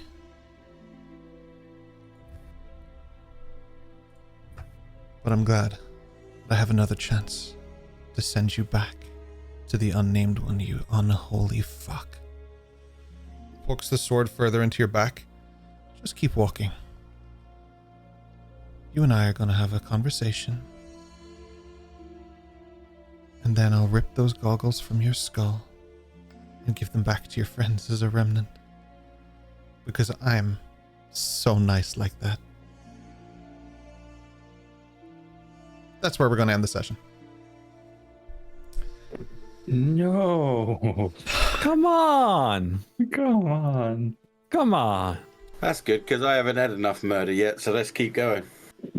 I guess we'll just have to continue from 10 a.m. on the fucking day of the festival next week. Wow. I can only repeat myself. Hatsu is so confused for how much shit he got for trying to murder someone, and then people murdering all over the place. That sounds like a I'm conversation sorry, for couldn't help myself. the post The show. difference was who you try to murder. For the So, record, Slate didn't kill anyone. He's just cleaning it up. He wasn't kill anyone. He just made a freaking cup explode. all of this is conversations for the post show. Here's what we'll do. Thank you so much, podcast listeners, for joining us. Thank you so much, YouTube watchers, for joining us. And thank you so much, Twitch watchers, for joining us. It's our birthday. Thank you. It's been a year of this. And all of that led to me kidnapping Kyle's character on the 4th session he's in or something, 5th session he's in. You know, Something like that that. feels pretty good. Feels pretty good. That's And an also, achievement for this DM. is technically our first murder hobo session as well. I mean, So- going a year. That was a significantly successful murder hobo session. And that speech, I have questions. I will put them in chat. How do we put questions in chat? You do exclamation point, question, and follow it with your question. And the group will answer it now in the post show. One quick question, though, because it's to you, Roper, and you won't be here in the post show apart from laughing at us from the background. Wonder why. Is it pauldron and like gauntlet, or is it his actual arm? It's not his physical arm. It's the metal thing that goes around his arm. So The sleeve. Okay. yeah, the cool. sleeve. So what I'll do is I'll show you That's guys fine. the picture of Eldrin for those just who maybe haven't had an opportunity to see it, because it is badass. It is the metallic thing that is over his sleeve on his arm. It's not his physical whole arm. Though now I'm thinking I should have done that, because that would have been badass. No. That's why he can't see anything, because that's just, blinding light Oh, back wait, into his no, eyes no. the whole time. He can't see. He's a terrible lookout. And this tracks his last character had like 17 arms, so that's why this one only has one. Oh my Oh, god. yeah, here we or go. something. Yeah. That's all conversation for the post show. Thank you so much for joining us. We really appreciate you. We love you. It has been a wonderful year of this. I'm looking forward to the next one, because we still haven't even reached like the title credits of this. So this campaign has a ways to go. I'm So excited. if you think we should level up because it's our birthday, spam it in chat. Yeah, and if you think they should level down because it's our birthday, spam it in chat. We will hit up our Ryan is spamming in chat. Thank you so much for the bits, for the subs, for the on-screen animations, which I just saw for the first time today. That's pretty cool. You don't see it in the recording software. You do see it when you have your phone open on the stream. That's pretty dope. Nessie says DM flip a coin. Flip a coin. For a while. We'll level see. up. Level up. I have plans for your level up, but you guys are close. You're not that far from a level up. So I'll give you Even Mandela says level up. Like, Oh, You orders from can't. above. Mama Orders DM from is above. stepping up for you guys. yeah. Hell yeah. No, but I have plans for your level up. It was that close. You almost got me. Thank you so much for joining us. For those of you who are curious, just next week in the post show, Mr. Keane here will be eating a California Reaper pepper. Is that right? What are they called? Carolina Reaper. Carolina Reaper. Colorado I'm so Reaper. Somewhere in America, Killarney Reaper. Killarney Reaper. Oh, wow. There will be a pepper being ingested in the post show. I'm not sure exactly how that's going. I think that if people are like subbing and throwing bits and stuff, there's going to be an extended timer before he can have like milk and stuff like that. And the timer will sort of grow. So I'm not saying don't throw bits at us, and I'm not saying don't throw subs at us next week, but I am saying that if you're gonna, that's the time to do it. Because like You'll have to, because it's 2 days before payday for me, so you better get in on it. Yeah. Oh my god! When it is when we get to 500, Rory's going to do the hot chip challenge. I'll do the hot chip challenge. I want to do that like crazy. The one that Shaq did and fucking like almost choked himself. bless Yeah, Bless him. I love that. That was so funny. That's He's not like, hot. I can, yeah. He's like, that doesn't count. That doesn't count. But we have gone way off topic. This is post-show material. So what we will do is we will end it there. But thank you so much for a year of incredible opportunities to tell these stories and stuff. For a big group of friends, we have many more things to come. This is just the beginning, hopefully. We appreciate you. We love you. We will see you next time and possibly in the post show. All the best. Take care. Bye.